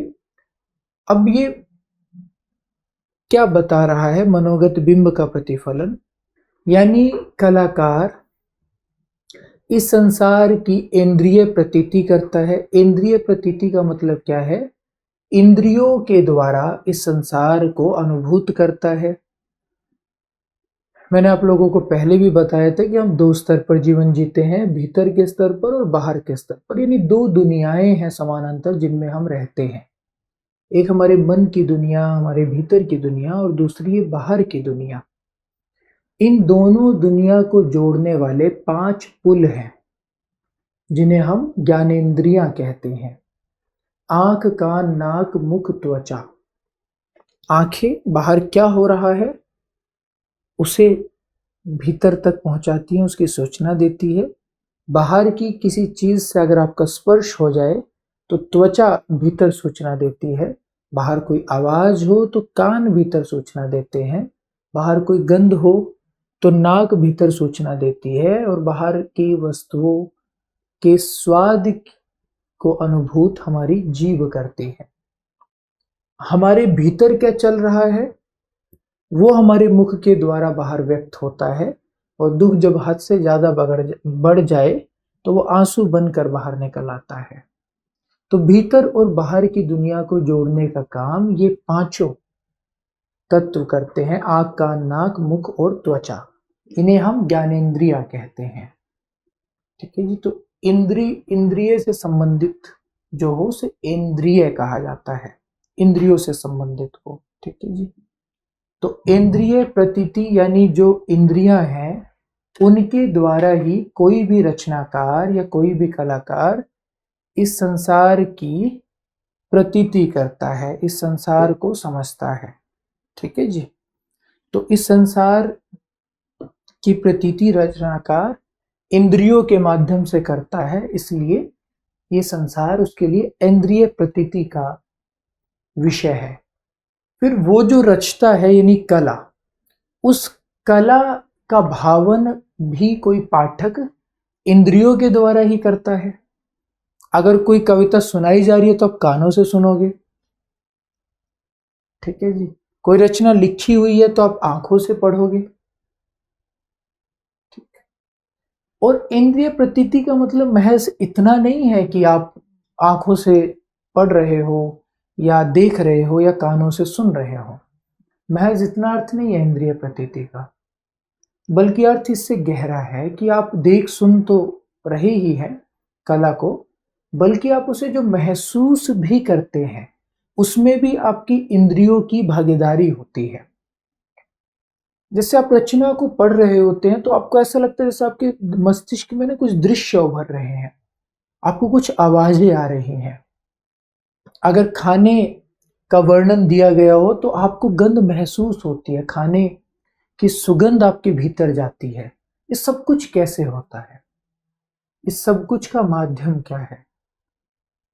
इन तमाम चीजों का माध्यम एक ही तो है कि हमें इन इंद्रियों के द्वारा इस जगत की प्रतीति पहले से हो रखी है, तो हमारे पास पहले से अनुभव है, वो अनुभूतियां हैं। कला केवल उन्हें उद्बुद्ध कर देती है, उन्हें सक्रिय कर देती है। ठीक है जी। और इस इंद्रिय प्रतीति का आधार है सौंदर्यात्मक सदृश्यता, एस्थेटिक सेम्बलेंस। कि किसी सुंदर चीज को देखकर आपको जब जैसा महसूस हुआ था, जब रचना में किसी सुंदर चीज का वर्णन होगा तो वो सौंदर्य की भावना आपके भीतर भर आएगी। तब आप वो महसूस कर पाएंगे कि रचनाकार क्या कहना चाह रहा है। किसी अच्छी धुन को सुनकर आपको जिस सौंदर्य का एहसास हुआ था, जो सुखद अनुभूति हुई थी, जब रचना में व्यक्त कोई धुन आप सुनेंगे तब भी आपके भीतर वो सौंदर्य फैल जाएगा, वो प्रकाशित हो जाएगा। ठीक है जी। तो इंद्रिय प्रतीति उत्पत्ति में भी और व्यंजना में भी। उत्पत्ति के स्तर पर रचनाकार उसी आधार पर उत्पत्ति करता है, और व्यंजना यानी पाठक के स्तर पर मूल तर्क की बजाय संवेदना और बाह्य प्रतीतियों से संबद्ध, बाहर जो कुछ है उससे जुड़ा हुआ होता है, और भावनाओं का विशेष स्थान है। इसलिए कला में बिंब विधायनी शक्ति होती है, बिंब का निर्माण करने वाली। और इन तमाम चीजों का आधार सौंदर्यात्मक सदृश्यता होती है। कि मैंने कहीं लिखा नहीं है सौंदर्यात्मक सदृश्यता? स्टार लगा हुआ, एक बार नीचे देखता हूँ वरना लिखना पड़ेगा ना। सौंदर्यात्मक, अच्छा लिखा है, ये देखिए, सौंदर्यात्मक सदृश्यता कि इंद्रिय प्रतीति व्यंजना के स्तर पर कैसे काम करती है। सौंदर्यात्मक सदृश्यता के द्वारा, एस्थेटिक सेम्बलेंस, कला और वस्तु के सौंदर्य में सदृश्यता होती है। जिस वस्तु को आधार बनाकर कला की रचना हुई, कला का सृजन हुआ, उन दोनों की सुंदरता में सदृश्यता होती है। इसलिए अभिव्यक्ति भी दो तरह से हो सकती है, एक प्रतीकात्मक प्रतिरूपण यानी सिंबॉलिक रिप्रेजेंटेशन, और दूसरा सदृश्य यानी सेम्बलेंस। ठीक है जी। तो कला सिंबॉलिक रिप्रेजेंटेशन नहीं करती। ठीक है जी। तो बिंब और प्रतिकृति यानी जैसा था उसके जैसा ही। प्लेटो वस्तु जगत की वस्तु की नकल सादृश्यता, अरस्तु वस्तु के मानसिक बिंब का प्रतिफलन सादृश्यता है। ठीक है जी। तो इसलिए अरस्तु कहते हैं कि रचना का प्रतीकात्मक रचना प्रकृति का प्रतीकात्मक प्रतिरूपण नहीं है।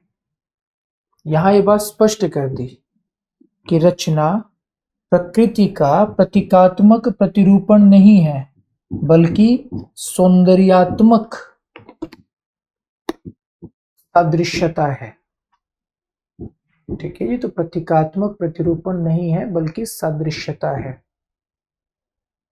ये बात अरस्तु ने साफ कर दी। और ये महत्वपूर्ण सूत्र है जो ध्यान रखना है कि अरस्तु के अनुसार कला प्रकृति का प्रतीकात्मक प्रतिरूपण नहीं है, बल्कि उसके सौंदर्य की सदृश्यता का अंकन है। ठीक है जी। तो कला क्या है? मूल वस्तु का पुनरुत्पादन। ये पुनरुत्पादन कैसे होता है? सौंदर्यात्मक सादृश्यता के आधार पर, यानी बिंब मूल आधार है और बिंब क्या है? इंद्रिय प्रतीति, और इस इंद्रिय प्रतीति का आधार क्या है? सौंदर्यात्मक सादृश्यता। ठीक है जी। अब बिंब किसका खींचा जाता है? अगला पक्ष ये हो गया कि अब तक हमने ये तो समझ लिया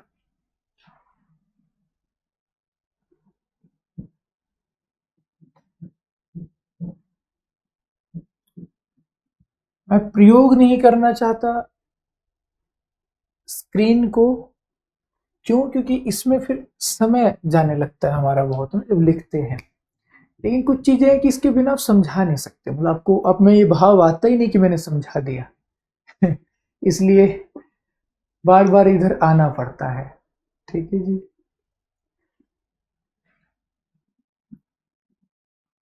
तो अरस्तु के लिए कला का मतलब क्या है?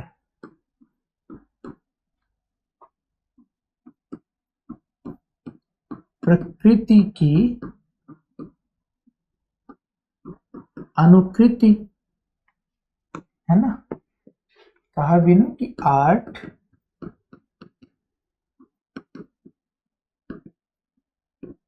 Imitates nature.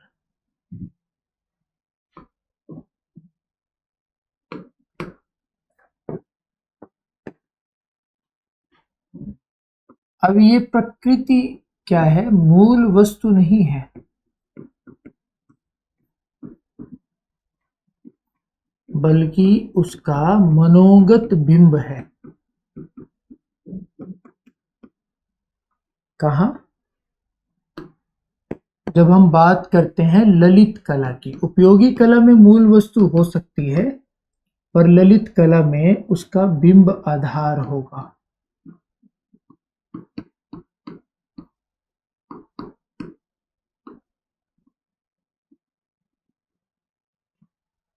ठीक है जी। मूल वस्तु नहीं, बल्कि मनोगत बिंब। ठीक। और इसीलिए कला क्या है? नकल नहीं,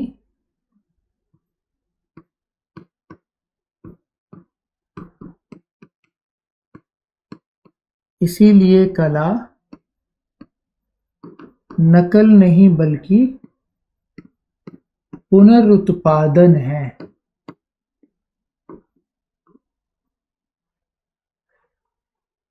ठीक है जी। अब मनोगत बिंब क्या है?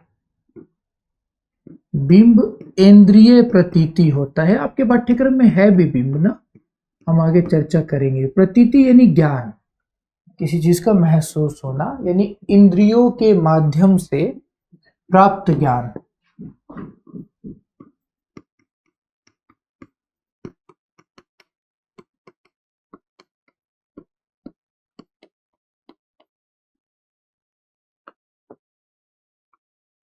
इंद्रियों के माध्यम से अनुभूतियां प्राप्त ज्ञान, एहसास, अनुभूत, वैसे एहसास ही अनुभूति। इंद्रिय प्रतीति का आधार कैसे क्या होगा? सौंदर्यात्मक सादृश्यता,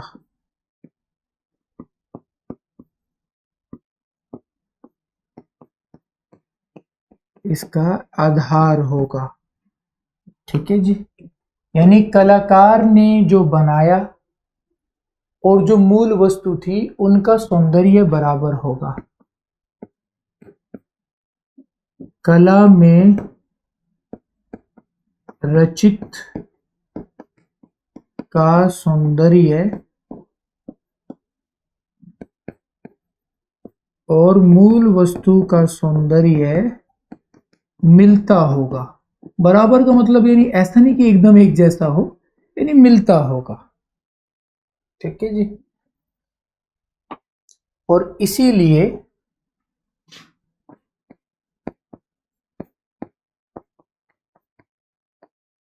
कला प्रतीकात्मक प्रतिरूपण नहीं है, ये कला प्रतीकात्मक प्रतिरूपण नहीं है, बल्कि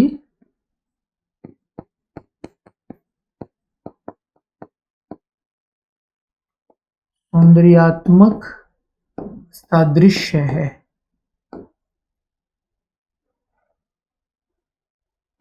ठीक है जी। और इसलिए कला में बिंब विधायनी शक्ति होती है। इसलिए बिंब विधायनी यानी बिंब का निर्माण करने वाली, विधायनी यानी विधान करने वाली, कला क्या है? बिंब विधायनी शक्ति। ठीक है जी। लेकिन ये सौंदर्य होगा किसका?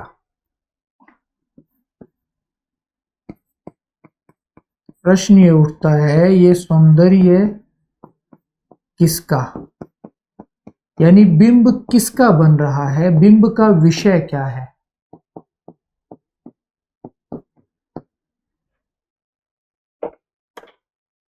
ठीक है जी। तो यहां तक की चर्चा तो हमने सारी कर ली। अब प्रश्न ये है कि ये बिंब बन किसका रहा है, ये बिंब है किसका?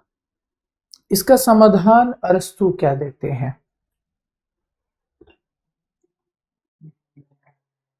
साधारणीकरण को याद कीजिए।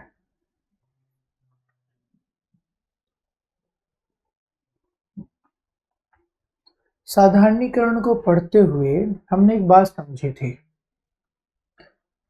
कि रचना विशेष को व्यक्त करती है, लेकिन विशेष उसके व्यक्त करने का माध्यम है, मूल में सामान्य होता है। रचना या साहित्य सामान्य को विशेष के माध्यम से व्यक्त करता है। यानी जो जीवन के सामान्य पक्ष हैं, जो यूनिवर्सल पक्ष हैं, सार्वकालिक और सार्वभौमिक पक्ष हैं, रचना में उनको निहित किया जाता है। आपकी कल एक्स से या वाई से क्या लड़ाई हुई, ये रचना का विषय नहीं है। एक मनुष्य की दूसरे मनुष्य से किन मुद्दों पर लड़ाई हो सकती है, ये रचना का विषय होगा।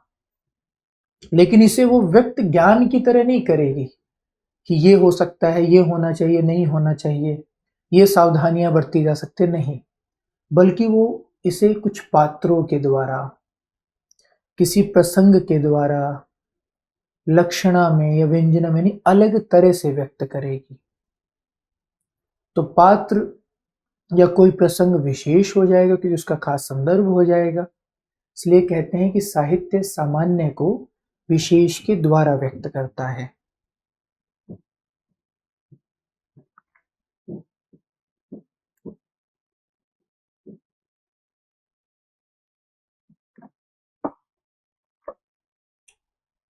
ठीक है जी। तो मानव जीवन के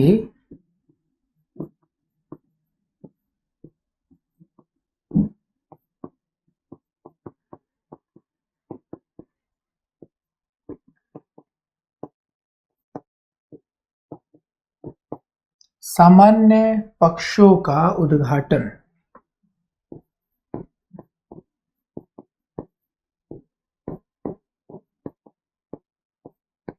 अंकन।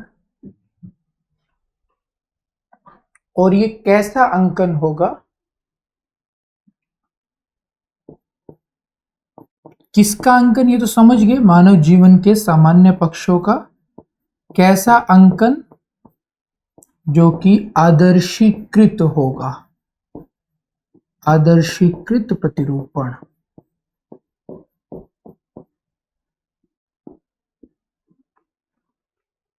ठीक है जी।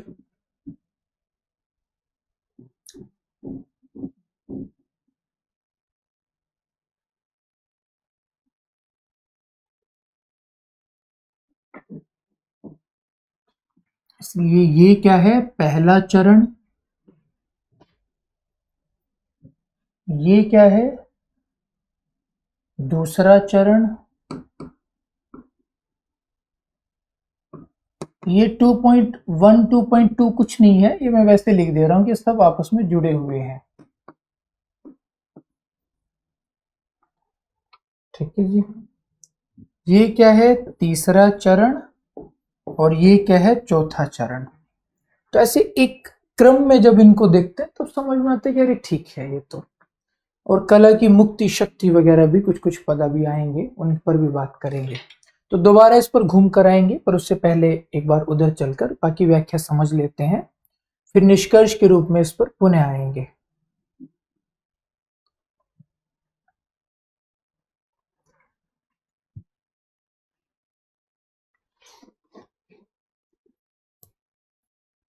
आज आ गया। तो दूसरा बिंदु हो गया था। तीसरा क्या है? मानव जीवन के सामान्य पक्ष का अनुकरण या उसका उद्घाटन या उसका अंकन। ठीक है जी। तो अस्थाई की बजाय स्थाई और शाश्वत धर्म का अनुकरण, यानी जो जीवन के ऐसे पक्ष हैं जो हमेशा रहते हैं। ठीक है जी। तो वही जो साधारणीकरण में हमने पढ़ा। तो अंकन कैसा होगा? आदर्शीकृत प्रतिरूपण। तीन तरह से अंकन हो सकता है। यथार्थ परक, जो जैसा है वैसा ही, एकदम आदर्श जैसा होना चाहिए। तीसरा संभाव्य, आदर्श का तत्व हो लेकिन यथार्थ को व्यक्त किया जाए। अरस्तु तीसरे की बात करते हैं कि संभाव्य सबसे बेहतर है, आदर्श का तत्व रहे लेकिन व्यक्त यथार्थ को किया जाए। ठीक है जी। तो ग्रहण और त्याग के विवेक से रचित होता है। मतलब आदर्शीकृत का मतलब क्या है? कि जीवन जैसा है रचनाकार हूबहू वैसा नहीं रचता, यथावत अंकन नहीं किया जाता, बल्कि काट छांट के साथ किया जाता है। रचनाकार को जो ऐसा लगता है कि इसे छोड़ा जा सकता है, उसे त्याग दिया जाता है। और अगर रचनाकार को कहीं लगता है कि कुछ हिस्सों को जोड़ दिया जाना चाहिए, उन्हें रचनाकार जोड़ देता है। तो ग्रहण और त्याग के विवेक पर आधारित अंकन होता है, इसलिए यथार्थ अधिक सुंदर बनकर आता है। रचना में महज जीवन की हकीकत नहीं होती, बल्कि जीवन के सुंदर का स्वप्न भी निहित होता है। जिंदगी कैसी है, ये दुनिया कैसी है, इंसान कैसा है, ये समाज कैसा है, ये सच तो रचना के भीतर होता ही है। इसे कैसा होना चाहिए, इसकी आभास से भी रचना ढकी होती है। इसे कला की मुक्ति शक्ति कहते हैं। ठीक है जी। तो ये चार चरण हो गए। देखिए, ये देवेंद्रनाथ शर्मा ने लिखा है इसके बारे में। एक बार मैं ये पढ़ के सुना देता हूँ, बाकी तो ये वैसे समझ में आ जाएगा। पढ़ के सुनाने का ध्येय महज इतना है कि वो जब प्रश्न बनाते हैं ना, तो वो विद्वानों की भाषा में बनाते हैं। और जब कोई शिक्षक आपको समझाएगा तो वो आपके जीवन की भाषा में समझाएगा। वैसे तो मैं प्रयास करता हूँ कि समन्वय बनाऊं, जिस तरह के पदों का प्रयोग प्रश्न की भाषा में होगा, उन पदों का प्रयोग भी करूं और लिख भी दूं, और बाकी उदाहरण वगैरह सामान्य जीवन से दूं। पर फिर भी अगर विद्वान का लिखा हुआ पढ़ लेते हैं तो ज़्यादा सुकून मिल जाता है, ज़्यादा विश्वास हो जाता है कि हाँ मामला ठीक है, अब काम चल जाएगा। ठीक है जी। काव्य अनुकरणात्मक कला के रूप में श्रेष्ठता का भागी इसलिए भी है कि उसमें मानव जीवन के सामान्य तत्व यानी यूनिवर्सल एलिमेंट की अभिव्यक्ति होती है। अरस्तु के अनुसार ललित कला मूल के अस्थाई और विशेष धर्मों को छोड़कर उसके स्थायी और सामान्य धर्मों को ही अभिव्यक्त करती है। दूसरे शब्दों में कहें कि व्यक्ति में निहित सामान्य को ही वह ग्रहण करती है। तात्पर्य यह है कि कला प्रकृति द्वारा प्रस्तुत नग्न यथार्थ का परित्याग कर और उसके विकास की अवरोधक घटनाओं तथा परिस्थितियों से उसे मुक्त कर यथार्थ के परिष्कृत रूप को प्रकट करती है। इस दृष्टि से देखने पर यथार्थ और आदर्श का विरोध मिट जाता है। यानी यथार्थ को ही व्यक्त करेगी पर उसके अनावश्यक पक्षों को हटा देगी और उसमें कुछ जोड़ देगी। तो जिसे हम आदर्श कहते हैं कि कैसा होना चाहिए, जिसे यथार्थ कहते हैं कि कैसा है, उनका अंतर बहुत सा ना खत्म हो जाता है क्योंकि दोनों का समन्वय कला कर देती है। यथार्थ ही परिष्कृत होकर आदर्श बन जाता है। अतः प्लेटो का आदर्श विषयक आग्रह अबाधित भी रह जाता है और यथार्थ से उसका संबंध विच्छेद भी नहीं होता। अबाधित यानी बाधित यानी बाधा जिसमें उत्पन्न हो जाए, अबाधित जिसमें कोई बाधा ना रहे। प्लेटो यथार्थ का अनुकरण अर्थात अनुकरण का अनुकरण होने से काव्य को ग्रहणीय मानते हैं यानी त्याग देने योग्य। किंतु अरस्तु के अनुसार कवि यथार्थ को प्रस्तुत करता ही नहीं, वह तो उसके सादृश्य पर एक नई वस्तु गढ़ देता है। देखिए, सौंदर्यात्मक सादृश्य यानी उसके सादृश्य पर उसकी जैसी एक नई वस्तु गढ़ देता है। और क्या? पुनरुत्पादन। ठीक है जी। उसमें यथार्थ का अनुकरण नहीं यानी उसकी नकल नहीं, नया निर्माण होता है जो यथार्थ से अधिक सुंदर, अधिक परिष्कृत हुआ करता है और इस प्रकार आदर्श की कोटि में पहुंच जाता है। अतः प्लेटो की यह मान्यता कि आदर्श यथार्थ से उच्चतर और श्रेष्ठतर होता है, अखंडित रह जाती है। यानी इस ये मान्यता को भी अरस्तु नहीं तोड़ रहे प्लेटो की, कि आदर्श यथार्थ से ज्यादा बेहतर है, श्रेष्ठतर है या उच्चतर है, जो अरस्तु जो कह रहे थे।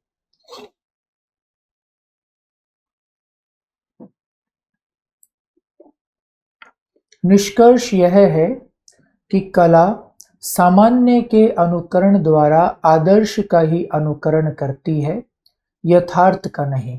अब ये एक महत्वपूर्ण वाक्य है, ये ध्यान रखिएगा, क्योंकि परीक्षा में इस तरह के वाक्य पूछ लिए जाते हैं कि कला, मैं इसको रेखांकित भी कर देता हूं अलग से ताकि ध्यान रहे। कला सामान्य के अनुकरण द्वारा आदर्श का ही अनुकरण करती है, यथार्थ का नहीं। तो अंतिम लक्षण यह हुआ कि कलाकृति ज्ञानेंद्रियों द्वारा प्रत्यक्षीकृत रूपों में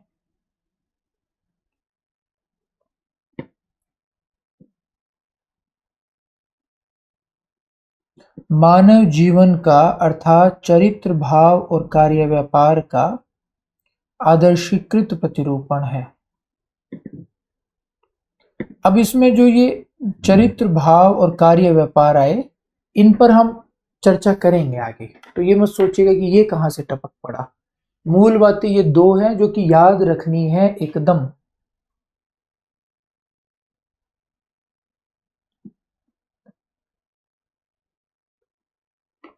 ठीक है जी। पहला कि कला सामान्य के अनुकरण द्वारा आदर्श का ही अनुकरण करती है, यथार्थ का नहीं। पहली बात तो देखिए, वो आप लोगों से इतना मुश्किल कुछ पूछते नहीं है।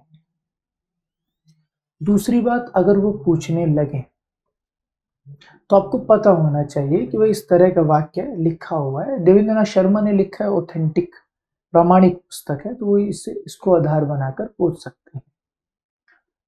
दूसरा, कलाकृति ज्ञानेंद्रियों द्वारा प्रत्यक्षीकृत रूपों में, प्रत्यक्षीकृत यानी बिंब का निर्माण करके, प्रत्यक्ष यानी जो सामने हो, मानव जीवन का आदर्शीकृत प्रतिरूपण है। दूसरे से ज्यादा महत्वपूर्ण ये है, क्योंकि आदर्शीकृत प्रतिरूपण है तो सामान्य बात है। ठीक है जी। तो ये हो गया अरस्तु का अनुकरण सिद्धांत। अब अनुकरण किया क्यों जाता है, तो उससे जुड़ा हुआ है काव्य प्रेरणा का सिद्धांत।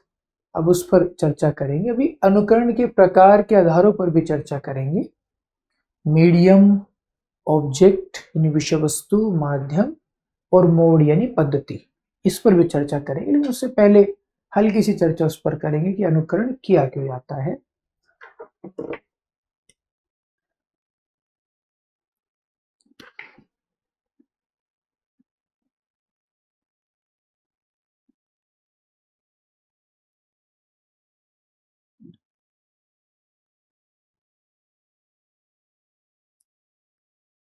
देखिए,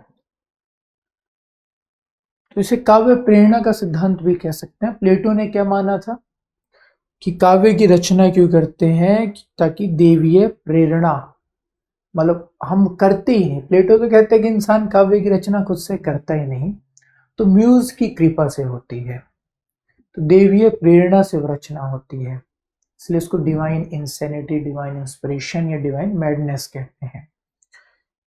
अरस्तु क्या कहते हैं कि अनुकरण मनुष्य की सहज वृत्ति है, स्वाभाविक तौर पर मनुष्य अनुकरण करता ही है। जब स्वाभाविक तौर पर अनुकरण करेगा तो कला की रचना भी होगी, कला का सृजन भी होगा।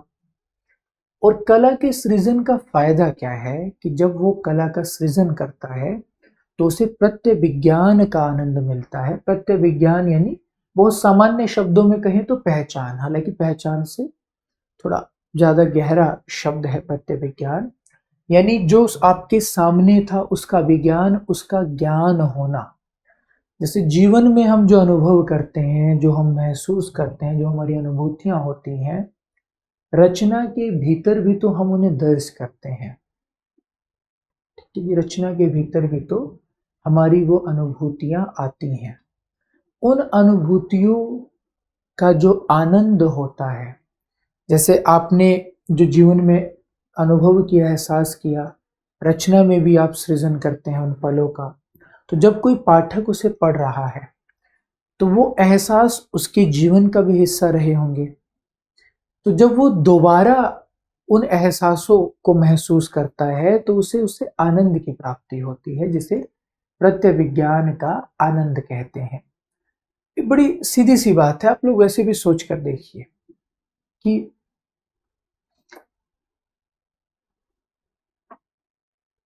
आप कई वर्षों बाद अपने किसी मित्र से मिले, मान लीजिए कोई अच्छा दोस्त है, तब तो आप कई वर्षों बाद क्यों ही मिलेंगे, तब तो आप लगातार संपर्क में रहेंगे। आपका कोई परिचित है, आपकी कक्षा में आपके साथ पढ़ता था, बीच में उतना मतलब उतना गहरा संबंध नहीं था, बातचीत ज्यादा नहीं होती थी, और बहुत वर्षों बाद आप उससे मिले।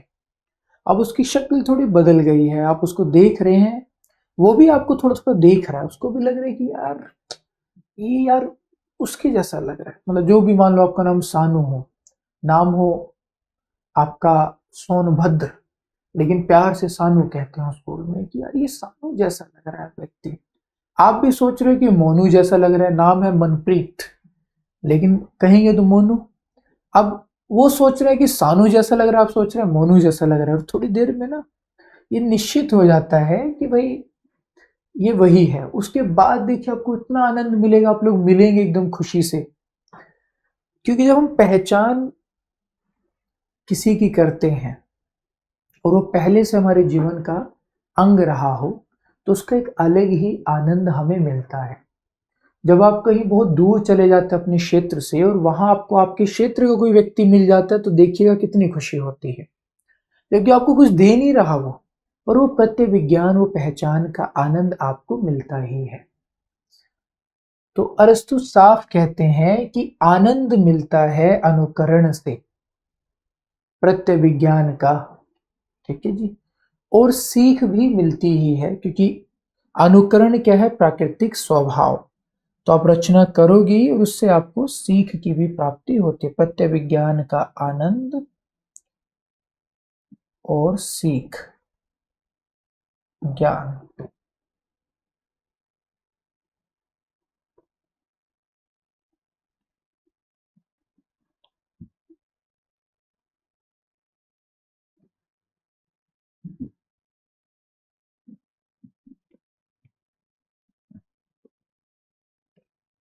सीख ज्ञान कैसे मिलता है? क्योंकि जो अनुकरण है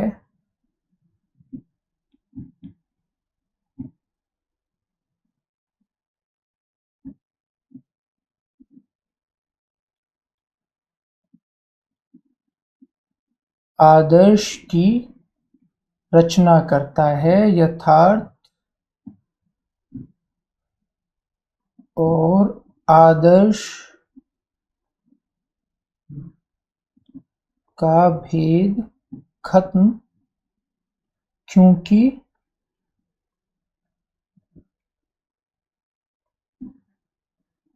यथार्थ को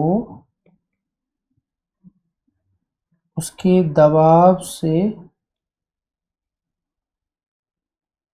मुक्त कर प्रस्तुत करता है, जिसे आदर्शीकृत प्रतिरूपण कहते हैं।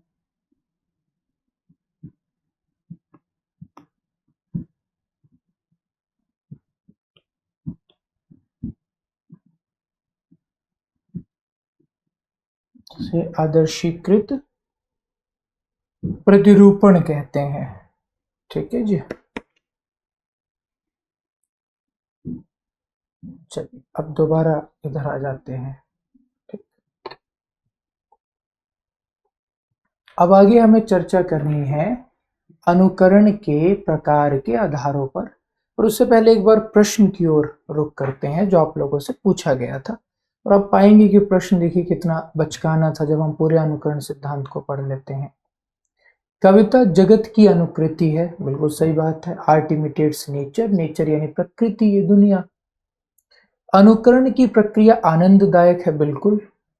अनुकरण में हमें शिक्षा मिलती है, बिल्कुल, हम सीखते हैं अनुकरण के द्वारा, इसलिए वो सहजात वृत्ति है मनुष्य की। मनुष्य सीखता ही अनुकरण से है, प्राकृतिक स्वभाव है मनुष्य का अनुकरण। काव्य प्रकृति का अनुकरण नहीं है, ये बात एकदम गलत है, क्योंकि प्लेटो ने तो, अरस्तु ने साफ कहा था, आर्ट इमिटेट्स नेचर, कला प्रकृति का अनुकरण है। अब कला में ही काव्य, संगीत, चित्रकला सभी आ जाते हैं। तो डी इसका उत्तर है कि काव्य प्रकृति का अनुकरण नहीं है। अब ये सूत्र वाक्य है अरस्तु के सिद्धांत का, जो सबसे पहली बात अरस्तु के अनुकरण सिद्धांत के बारे में बताई जाती है वो यही है, आर्ट इमिटेट्स नेचर, कला प्रकृति की अनुकृति है। ये आधारभूत वाक्य है, वही पूछा इन्होंने, उल्टा करके दे दिया, बस इतना ही किया कि कला या काव्य प्रकृति की अनुकृति नहीं है, तो ये गलत बात है। ये प्रश्न पूछा इन्होंने। ठीक है जी। जब हम ये सारी चर्चा करके प्रश्न करते होंगे तो आप लोग निराश होते होंगे ना, कि बताइए सर तो इतने विस्तार से बताए जा रहे थे, ये है वो है, ये पढ़ो वो पढ़ो, और ये पूछ ये रहे हैं, तो क्या ही मतलब है इतनी लंबी चौड़ी चर्चा का। ठीक है जी। लेकिन मैंने आप लोगों को पहले भी कहा था कि ये संभावना है कि ऐसा जरूर है कि भाई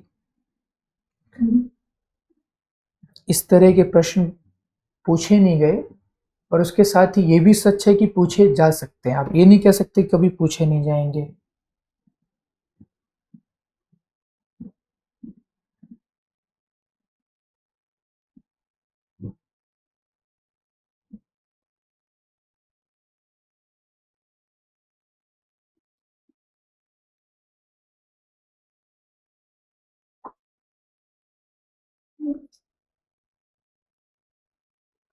ठीक है जी।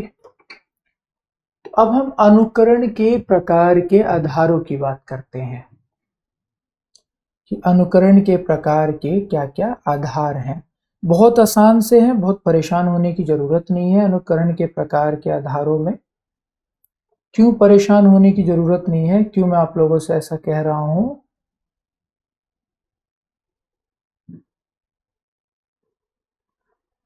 क्योंकि अनुकरण क्या है? जहां से रचना की शुरुआत होती है। रचना की उत्पत्ति ही अनुकरण से होती है ना, क्योंकि आर्ट इमिटेट्स नेचर, कला प्रकृति के अनुकरण, कला प्रकृति का अनुकरण है। यानी अगर कला प्रकृति का अनुकरण ना करे तो कला की रचना ही नहीं हो सकती। हमारी उत्पत्ति कहां से होती है? हमारी माँओं से। तो हमने किस माँ की गर्भ से जन्म लिया, इसी के आधार पर हम सबके व्यक्तित्व में अंतर आना शुरू हो जाता है। मतलब कौन सा जीन हमारे शरीर में गया, जीन्स होते हैं ना हमारे, तो वहीं से अंतर आना शुरू हो जाता है। यानी हम सब अलग अलग कैसे हैं, इसका एक या इसका मूल आधार है कि हमारे भीतर कौन से जीन्स हैं। फिर परिस्थितियां वगैरह वो तमाम चीजें भी काम करती हैं अपनी तरह से। ठीक है जी। तो उसी प्रकार अनुकरण कैसा होगा, इसका मूल आधार भी क्या है? मोम। मोम, मां से याद रह जाएगा, मोम। ठीक है जी।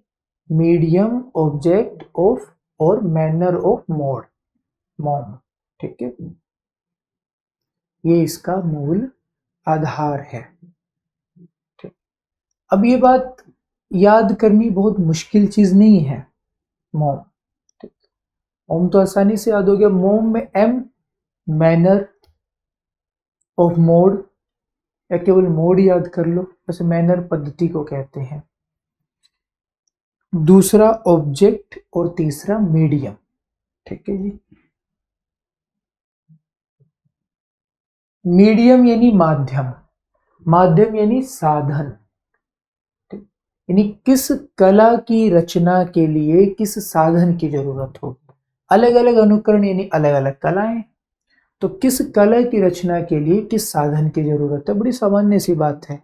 चित्रकला के लिए रंग चाहिए, रूप चाहिए, तुलिका चाहिए जिसे चित्र बनेगा, रूप और रंग। नृत्य के लिए केवल लय चाहिए, लय किसकी? शरीर की। Poetry is the rhythmic creation of beauty, वो याद आ गया, लेकिन वो नहीं बोलना था। बोलना क्या था? शैली की एक बड़ी शानदार पंक्ति है कि dance is the poetry written by our body. यानी हमारे शरीर के द्वारा रिटन, यानी हमारे शरीर के द्वारा लिखी गई कविता नृत्य कहलाती है। नृत्य क्या है? हमारे जो अंग हैं शरीर के, उन अंगों का लयात्मक प्रयोग, एक लय में, एक फ्लो में हम अपने अंगों का प्रयोग करते हैं। अपने हाथ को एक खास दिशा में लेकर जाएंगे, खास तरह से, और उसी लय में हमारे शरीर के बाकी अंग भी हिलेंगे। तो नृत्य के लिए केवल लय चाहिए होती है। लय कहाँ? अपने शरीर के भीतर। संगीत के लिए शब्द भी चाहिए लय के साथ। संगीत क्या है? ध्वनियों का लयात्मक प्रयोग। ध्वनियों का प्रयोग हम एक खास फ्लो में, खास लय में करते हैं।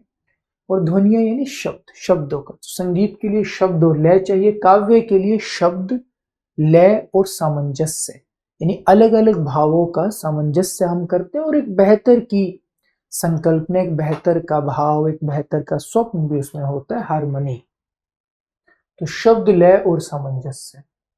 तो यानी किस माध्यम का प्रयोग कर रहे हैं, उससे अनुकरण का रूप बदल जाएगा। रूप और रंग का प्रयोग करेंगे तो अलग तरह से अनुकरण होगा। केवल लय का प्रयोग करेंगे तो अलग तरह से अनुकरण होगा। शब्द और लय का प्रयोग करेंगे तो अलग तरह से अनुकरण होगा। फिर दूसरा ऑब्जेक्ट। ऑब्जेक्ट से पहले हम मैनर ऑफ मोड की बात करते हैं, ऑब्जेक्ट की बात बाद में करेंगे, थोड़ी विस्तार की जरूरत होती है ऑब्जेक्ट की बात करने में। मैनर ऑफ मोड का मसला क्या है? मोड यानी पद्धति, शैली, मैनर ऑफ मोड। ठीक है जी। पद्धति या शैली यानी आपने जो साधन लिए वो तो ठीक है, उन साधनों का प्रयोग आप कैसे करोगे। मान लो आपने शब्द और लय ले लिया, लेकिन इस शब्द और लय का प्रयोग कैसे होगा। आपने रूप और रंग ले लिया, इस रूप और रंग का प्रयोग कैसे होगा। तो मीडियम का संबंध आपके द्वारा चुने गए रिसोर्सेस से है, और मैनर ऑफ मोड का प्रयोग उन रिसोर्सेस को प्रयोग करने के तरीके से है। ठीक है जी।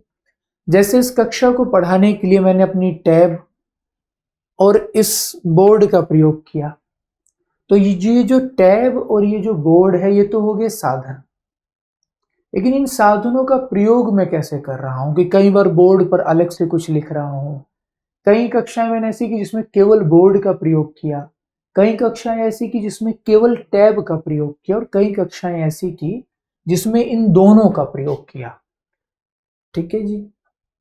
तो साधन तो ये चुन लिए, लेकिन इनका प्रयोग किस तरह से हो रहा है, ये हो गया मैनर ऑफ मोड। तो तीन शैलियां हैं, ये कुछ नहीं है मैनर ऑफ मोड। सीधे सीधे जो तीन प्रकार प्लेटो ने माने थे, अरस्तु ने उन्हीं तीन की बात की और यही तीन माने जाते थे। प्लेटो ने भी क्या माने, प्लेटो ने भी केवल उल्लेख किया और हमारे यहाँ भी मतलब ये माने ही गए, मैंने बताया था। तो प्लेटो ने कौन कौन से तीन प्रकार माने थे काव्य के। सबसे पहला वर्णनात्मक या विवरणात्मक काव्य, विवरणात्मक यानी डिस्क्रिप्टिव, जिसमें सुनाया जाता है, जैसे हमारे यहाँ श्रव्य कहा गया। दूसरा अनुकरणात्मक काव्य, जिसे हमारे यहाँ दृश्य कहा गया। अब अरस्तु अनुकरणात्मक इसलिए नहीं कह सकते क्योंकि अरस्तु ने सारी कलाओं का अनुकरणात्मक कह दिया, क्योंकि अरस्तु के यहाँ अनुकरणात्मक का मतलब ज्यादा बड़ा हो गया। प्लेटो के लिए अनुकरण का मतलब सीधा सीधा था कि जैसा हो रहा है उसकी उसका अनुकरण करके उसका अभिनय। अरस्तु ने अनुकरण को व्यापक आधार दे दिया। तो अनुकरणात्मक तो कह नहीं सकते, क्या कहा, नाटकीय, ड्रामेटिक, और ज्यादा सटीक शब्द का प्रयोग कर दिया। अनुकरणात्मक नाटक ही था, नाटकीय ड्रामेटिक। विवरणात्मक को आख्यान परक कह दिया। आख्यान यानी नरेशन, सुनाना। ठीक है जी। तो ज्यादा पर्टिकुलर, ज्यादा विशिष्ट शब्दों का प्रयोग अरस्तु ने कर दिया। और तीसरा मिश्रित को मिश्रिति कहा, जिसमें महाकाव्य आ जाता है। तो इसमें प्रगीत आएगा, डिथिरैम्ब जिसको कहते हैं, नाटकीय में नाटक, और फिर मिश्रित। अनुकरण सबसे ज्यादा नाटक में होता है, ये बात हम जानते ही हैं, है ना। उसकी प्रस्तुति में भी होता है, उसकी रचना में भी होता है, दोनों जगह नाटक में अनुकरण का तत्व अधिक रहता है। ठीक है जी। यहाँ स्टार लगा है, इसका मतलब कि मैनर ऑफ मोड में ये एक चीज, ये कुछ नहीं है, ये केवल मैंने एक तुलनात्मक विवेचन इनका प्रस्तुत कर दिया। ठीक है जी। यानी भारतीय दृष्टि क्या थी, दृश्य काव्य, श्रव्य काव्य। पश्चिम ने क्या किया, दृश्य काव्य को अनुकरणात्मक प्लेटो ने कह दिया, नाटकीय अरस्तु ने कह दिया। बात वही है। फिर आगे दोनों ने दो दो भेद माने, दुखांतक और सुखांतक। सुखांतक कॉमेडी, जिसको कामदीय प्रहसन कहा गया, दुखांतक त्रासदी। दूसरी तरफ श्रव्य काव्य को क्या कहा, प्लेटो ने वर्णनात्मक, अरस्तु ने आख्यान परक, और प्रगीत या दिथिरैम्ब इसका भेद है। तीसरा मिश्रित कर दिया दोनों को, महाकाव्य। ठीक है, ये होमर के एलियड और ओडिसी। तो ये वही बात है, बस जो मैंने बोली थी यहाँ वो लिखी हुई है, मैंने नहीं लिखी, किसी और ने नहीं लिखी है। ठीक है जी। तो अब बीच में रह गया ऑब्जेक्ट यानी विषय वस्तु।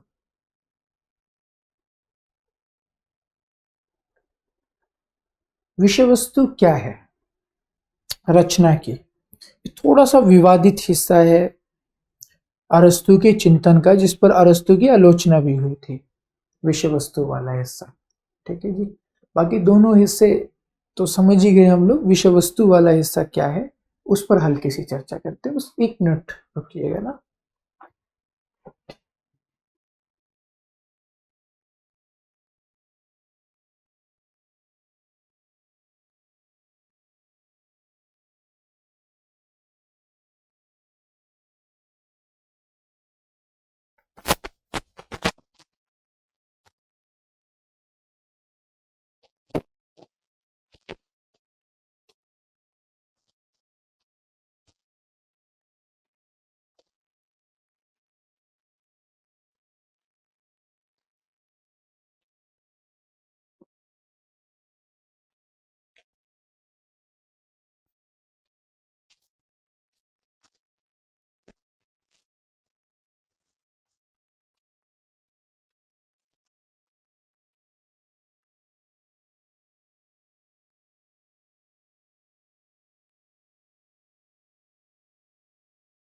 ठीक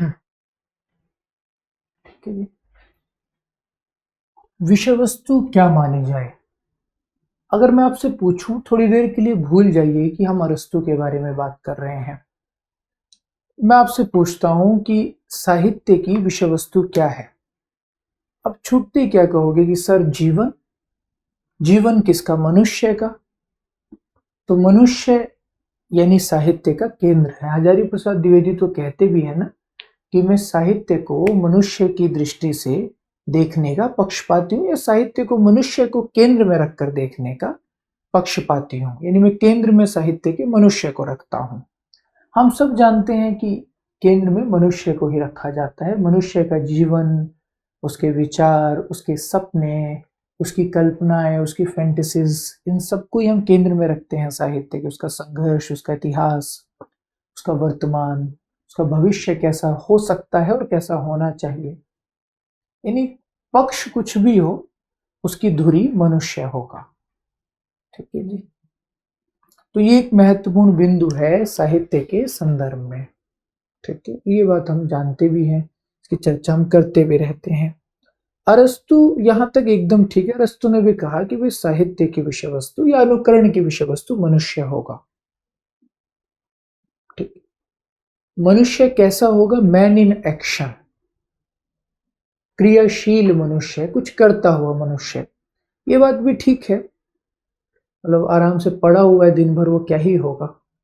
तो मैन इन एक्शन हम कहते भी है ना, सामान्यतः फ्रेज का प्रयोग बहुत किया जाता है, मैन इन एक्शन। ठीक है जी।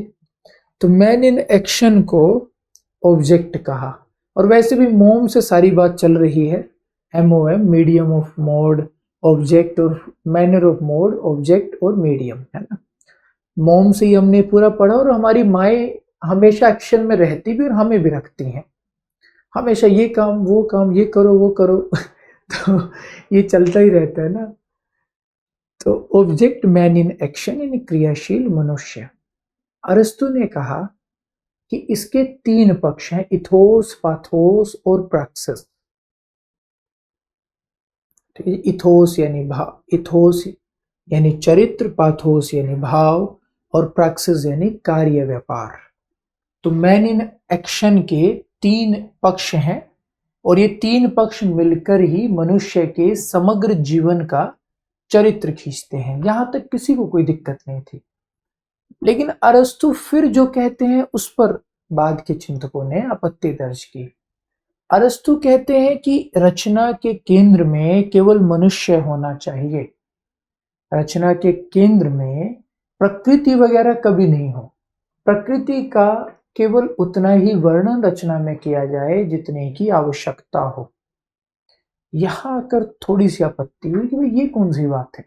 कोई रचना का छायावाद की कविता है, या बाद में रोमांटिसिज्म आया, वर्ड्सवर्थ, कोलरिज, शैली, जॉन किट्स, कितने शानदार कवि, इन्होंने तो प्रकृति का खूब वर्णन किया। हमारे यहाँ छायावाद की कविता है, उसमें प्रकृति का कितना सुंदर वर्णन हुआ। या और भी कवियों ने भी प्रकृति का ठीक ठाक वर्णन किया है। और क्यों नहीं प्रकृति का वर्णन कर सकते? बिल्कुल किया जाना चाहिए रचना में। क्यों मनुष्य मनुष्य का वर्णन किया जाए? कई बार तो प्रकृति के वर्णन के माध्यम से मनुष्य के बारे में बहुत कुछ बताया जाता है। तो देखिए, मानवीय कार्य व्यापार, कार्यरत मनुष्य का वर्णन हो, प्रकृति के अन्य उपादान, पेड़ पौधे, पशु पक्षी आदि, केवल आवश्यकता अनुरूप ही उनका वर्णन किया जाए। अगर अरस्तु की बात मान ली जाती तो कितना शानदार उपन्यास है एनिमल फार्म, जॉर्ज ऑरवेल का, वो कभी लिखा ही नहीं जाता। वो हमारी दुनिया को पशुओं के जीवन के द्वारा, उनकी एक कहानी के द्वारा, जो कि जाहिर सी बात है कल्पित है, कल्पना की उन्होंने, कितने सुंदर तरीके से व्यक्त करता है, वो कभी रचा ही नहीं जाता। तो इस पर अरस्तु की, इस मत पर, अरस्तु के इस मत पर ठीक ठाक आलोचना अरस्तु की गई। खैर, हम आगे बढ़ते हैं। अरस्तु ने कहा कि विषय वस्तु क्या है? कार्यरत मनुष्य। कार्यरत मनुष्य ही जीवन के केंद्र में होता है, तो उसके माध्यम से मनुष्य जीवन का समग्र चित्रण, और मनुष्य जीवन का समग्र चित्रण करना है तो उसके 3 पक्ष हैं, इथोस, पाथोस और प्रैक्सिस। इथोस यानी चरित्र, पाथोस यानी भाव, और प्रैक्सिस यानी कार्य व्यापार।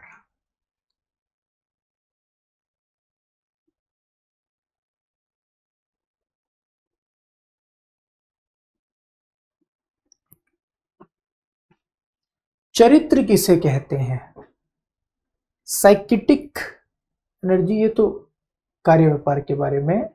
जो हमारी संकल्प शक्ति होती है, चरित्र क्या है हमारा?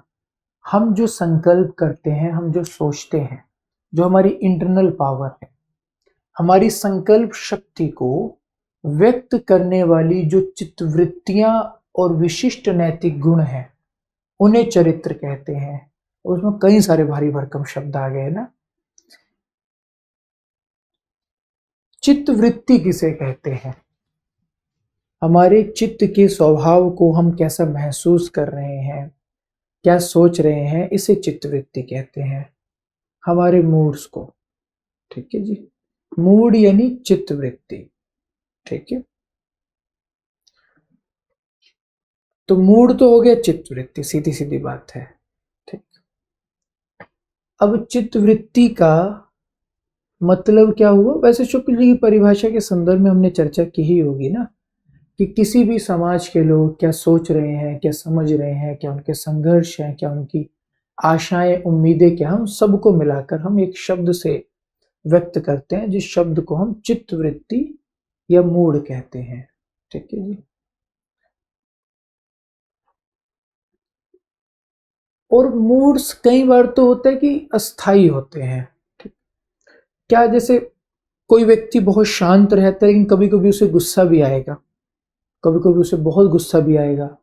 तो आप क्या कहेंगे उसके बारे में जब वो बहुत गुस्सा कर रहा होगा कि देखो इसका असल कैरेक्टर यही है, इसका चरित्र यही है? ऐसा तो नहीं कहेंगे। अगर वो रोज दिन में 10 बार उतनी ही वेग के साथ गुस्सा कर रहा होगा, तब कहेंगे अरे बड़ा गुस्सैल है।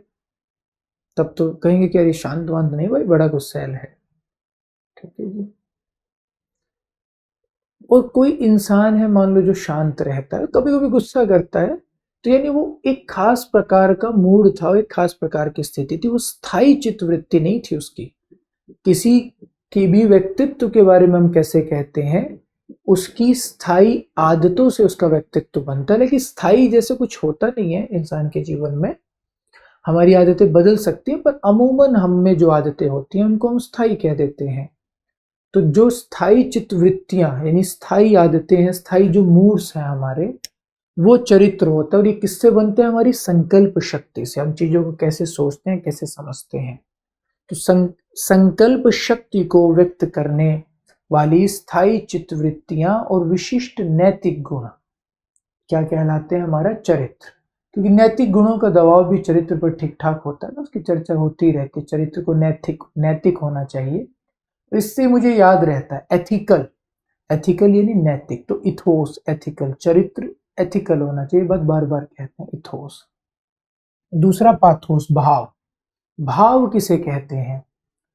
हमारी संवेदना और भावनाओं को व्यक्त करने वाली अस्थाई मनोदशाएं भाव होते हैं। जो भी हम महसूस कर रहे हैं, जो भी हमने महसूस किया, जो संवेदना है या भावना है, उसे व्यक्त करने वाली जो अस्थाई मनोदशा, अस्थाई चित्तवृत्ति है। स्थाई चित्तवृत्ति चरित्र, अस्थाई चित्तवृत्ति भाव। जैसे क्रोध आ गया किसी शांत व्यक्ति को, अब सामान्यतः तो वो शांत रहता है, तो उसकी स्थायी चित्तवृत्ति क्या है? उसके मन का स्थायी स्वभाव क्या है? शांत रहना।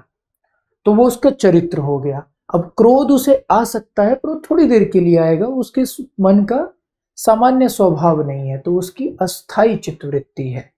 तो अस्थाई चित्तवृत्ति या स्थायी मनोदशा क्या कहलाते हैं? भाव, पाथोस। तीसरा प्रैक्सिस यानी कार्य व्यापार। कार्य व्यापार क्या है? आप किसी भी काम को कैसे करते हैं? पहले आप कुछ सोचते हैं, फिर आपके भीतर की ऊर्जा बाहर आती है, तब आप किसी काम को करते हैं। तो साइकेटिक एनर्जी वर्किंग आउटवर्ड्स, ठीक है जी। बहिर्मुखी क्रियाशील आत्मिक ऊर्जा, यानी भीतर की ऊर्जा जो बाहर आ रही हो, जो बहिर्मुखी और क्रियाशील हो, एक्टिव हो, ऐसी आत्मिक ऊर्जा, ऐसी साइकेटिक एनर्जी को क्या कहते हैं? कार्य व्यापार। और यही मूल विषय वस्तु होती है। क्यों? क्योंकि अरस्तु ने कहा तीनों का समावेश इसी के भीतर हो जाता है। कैसे तीनों का समावेश इसी के भीतर होता है? हमारे भावों, और हमारे चरित्र को व्यक्त करने वाले कार्य व्यापार को करने वाले जो भी कार्य हैं उसे ही हम कार्य व्यापार कहते हैं। भाई आप जो महसूस कर रहे हो या जो आपका चरित्र है उसी के अनुरूप तो आप कोई भी कार्य करते हैं और आपके कार्यों का समूह कार्य व्यापार कहलाता है। ठीक है जी। अब ये जो मैन इन एक्शन था या ये जो तमाम चर्चा किसके बारे में, कुछ और बिंदु हमें समझने हैं। कार्य व्यापार में निरत मनुष्य, एक तो कार्य व्यापार का चित्रण कैसे हो, दूसरा मनुष्य का चित्रण कैसे हो। कार्य व्यापार किस किस तरह के हो सकते हैं? आदर्श, यथार्थ और संभाव्य। आदर्श यानी उन्हें कैसा होना चाहिए, जैसा होना चाहिए, जैसे पंच परमेश्वर कहानी, बड़े घर की बेटी, यानी एकदम आदर्श चित्रण। वास्तव में कहाँ ऐसे पंच होते हैं, कहाँ ऐसा होता है कि जो आपका इतना सम्मान करे, इतनी अवहेलना करे, उसको लेकर भी अंत में आप सोचे कि चलो ठीक है इसको माफ कर देते हैं। प्रतीयमान यानी यथार्थ, जैसा है, जैसी प्रतीति हो रही है बिल्कुल वैसा ही चित्रण, जैसे कफन पूस की रात गोदान। तीसरा संभाव्य, जैसा है और जैसा होना चाहिए, लेकिन वैसे होने की संभावना होनी चाहिए, लो प्रोबेबिलिटी एंड पॉसिबिलिटी। ठीक है जी, जैसा है और जैसा अच्छा हो सकता है का समन्वय, जैसे सदगति कहानी। अब अनुकरण की मात्रा सबसे कम आदर्श में होगी क्योंकि उसमें कल्पना ज्यादा है ना। सबसे ज्यादा प्रतीयमान में संभाव्य मध्यम स्थिति होगी, लेकिन श्रेष्ठतम संभाव्य को अरस्तु ने माना क्योंकि आदर्शीकृत प्रतिरूपण की बात करते हैं। ठीक है जी। दूसरा, क्योंकि साहित्य संभाव्य हो सकता है इसलिए साहित्य को या काव्य को अरस्तु इतिहास और दर्शन से ऊंचा दर्जा देते हैं, क्योंकि इतिहास केवल प्रतीयमान होगा, जैसा वास्तव में हुआ वैसा ही होगा, या एक आदर्श इतिहास लेखन की मूल विशेषता वस्तुनिष्ठता है, उसकी ऑब्जेक्टिविटी। क्या वही कहेंगे जो या तो वास्तव में हुआ हो या जो उपलब्ध साक्ष्य है, जो उपलब्ध प्रमाण है, उनके आधार पर यह प्रमाणित हो रहा हो कि ऐसा ही हुआ होगा। ठीक है जी। और काव्य में यथार्थ और दर्शन दोनों का समन्वय होता है। तो श्रेष्ठ काव्य में दर्शन तत्व की प्रधानता होती है और वैसे अनुभूति, कल्पना और दार्शनिकता का योग काव्य है। अनुभूति जो महसूस हुआ, कल्पना, क्योंकि संभाव्य में यथार्थ और कल्पना दोनों आ जाएंगे ना। तो अनुभूति जो यथार्थ है, कल्पना जैसा आप सोचते हैं, और दर्शन, इन तीनों का समन्वय क्या है, श्रेष्ठ है। और काव्य इतिहास से अधिक श्रेष्ठतर, उच्चतर और दार्शनिक है, दार्शनिक वस्तु है। और आदर्श कैसा होना चाहिए, आवश्यकता और संभाव्यता के नियम का पालन होना चाहिए आदर्श के वर्णन में। क्यों? क्योंकि जो संभाव्य नहीं, यानी जो संभव नहीं है, अगर वैसा वर्णन कर दिया और जिसकी जरूरत नहीं है, बस आप किए जा रहे हैं, तो उसका कोई मतलब नहीं है, वो कोरी कल्पना है, ये बात अरस्तु कहते हैं। ठीक है जी। चित्रण, अब मनुष्य, मनुष्य कैसा हो सकता है, श्रेष्ठतर, सामान्य और निम्नतर। अरस्तु कहते हैं कि श्रेष्ठतर मनुष्य का चित्रण त्रासदी में होता है। क्यों त्रासदी में श्रेष्ठतर मनुष्य का चित्रण होता है? क्योंकि त्रासदी क्या है, जिसमें आपको अंत में दुख हो, तो दुखांतक हो। आपको दुख कब होगा? जब किसी अच्छे व्यक्ति के साथ बुरा होगा या जब किसी बुरे व्यक्ति के साथ बुरा होगा?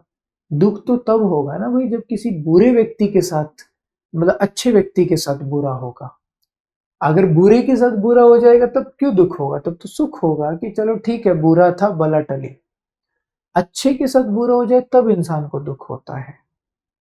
ठीक है जी। तो श्रेष्ठतर त्रासदी में, निम्नतर का चित्रण होता है कॉमेडी में, रहस्य में। क्यों निम्नतर का चित्रण होता है कॉमेडी में? क्योंकि गंभीर व्यक्ति की क्रियाएं बहुत ज़्यादा कॉमेडी को पैदा नहीं कर सकती। तो उसके लिए बहुत अस्थिर सा, वो चंचल सा व्यक्ति चाहिए जो थोड़ी ओछी बातें भी कई बार कर दे, उसे नहीं करनी चाहिए। इसलिए त्रासदी को हास्य या कॉमेडी से बेहतर मानते थे। ठीक है जी।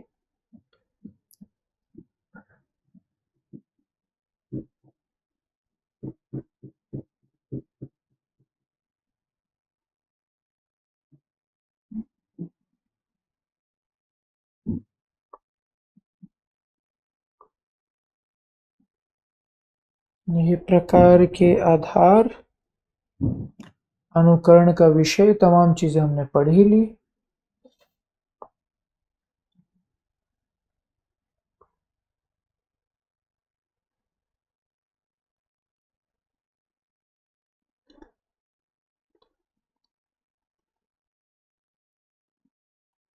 इतिहास और काव्य की तुलना। इतिहास जो हो चुका है उसका उल्लेख काव्य संभाव्य और आदर्श स्थितियों का भी उल्लेख करता है। इतिहास विशेष तक ही सीमित होता है, यानी ये तथ्य काव्य विशेष से आगे सामान्य की बात भी करता है। इतिहास वस्तु परक होता है, काव्य में अनुभूति, कल्पना और दार्शनिकता का योग होता है। तो सामान्य बातें हैं ना, इसमें तो कुछ ऐसा नहीं है।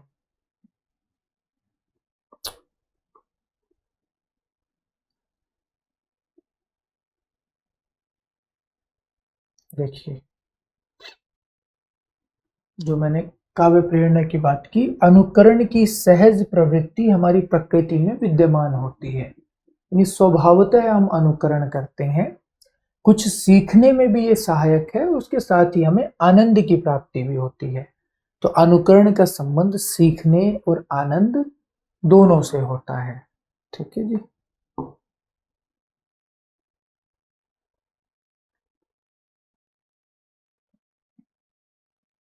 आगे फिर त्रासदी विवेचन आ जाएगा। तो आज हम इतनी ही चर्चा करते हैं, बाकी हम आगे पढ़ेंगे। एक जो हम अपना टेबल बना रहे थे उसे हम पूरा कर लेते हैं बस ना। मतलब एक जो हमने संक्षेप में एक फ्लो चार्ट बनाया था, कैसा अंकन, आदर्शीकृत प्रतिरूपण, और इसीलिए कला की मुक्ति शक्ति की बात होती है।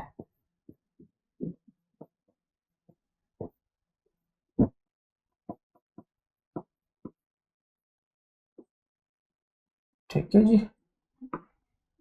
और इसलिए देवेंद्रनाथ शर्मा ने क्या लिखा,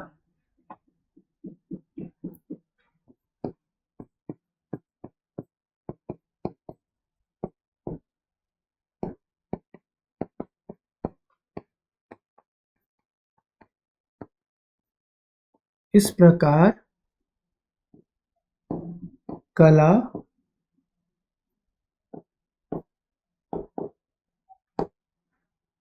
यथार्थ का नहीं,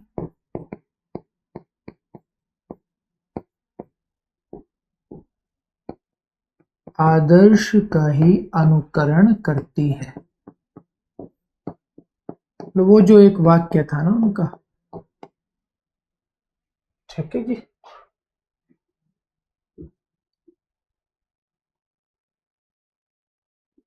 ये जो डॉक्टर गोचर ने माना था।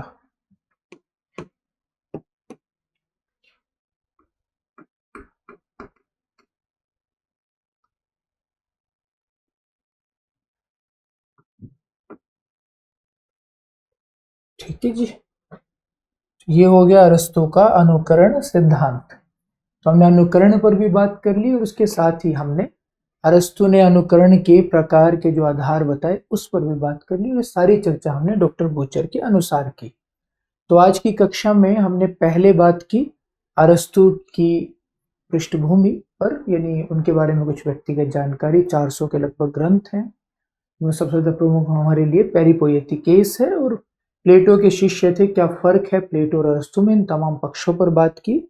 उसके बाद फिर हमने अरस्तू के सिद्धांतों पर बात शुरू की और उनके पहले सिद्धांत यानी अनुकरण सिद्धांत को हमने पूरा पढ़ लिया। आगे हम लोग अरस्तु के त्रासदी विवेचन और विरेचन सिद्धांत पर बात करेंगे और महाकाव्य और त्रासदी में जो तुलनात्मक विवेचन दोनों का अरस्तु ने किया है उस पर चर्चा करेंगे। ठीक है, तो यही 4 सिद्धांत है ना। अनुकरण का सिद्धांत, काव्य प्रेरणा पर हमने इसके साथ मिलाकर चर्चा कर ही ली। काव्य प्रेरणा मान लीजिए कि मूल प्रेरणा क्या है काव्य की, अनुकरण, जिससे सीख और आनंद की प्राप्ति होती है। ठीक है जी। उसके बाद तीसरी चीज हमने क्या पढ़ी, मतलब तीसरा सिद्धांत क्या है, त्रासदी विवेचन और विरेचन, जो कि हम कल पढ़ेंगे। और चौथा जो कि आपके पाठ्यक्रम में कहा गया है कि महाकाव्य और त्रासदी की तुलना। तो प्रयास करेंगे, अगर कल वक्त मिल गया तो कल ही चर्चा कर लेंगे, वरना फिर अगली कक्षा में चर्चा करेंगे।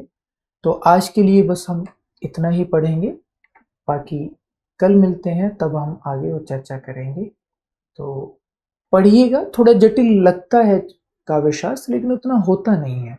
तो अब धीरे धीरे धीरे धीरे पढ़ते जाते हैं, तब महसूस होता है कि यार ठीक है, ये चीज़ें हम आसानी से पढ़ सकते हैं, इन्हें कर सकते हैं। थोड़ा सा करना पड़ेगा ना। आगे कोई दुविधा हो तो मैं हूँ, आप लोग कभी भी प्रश्न पूछ सकते हैं, हम उस पर चर्चा कर लेंगे। तो पढ़ते रहिए, मस्त रहिए, स्वस्थ रहिए। बहुत बहुत शुक्रिया।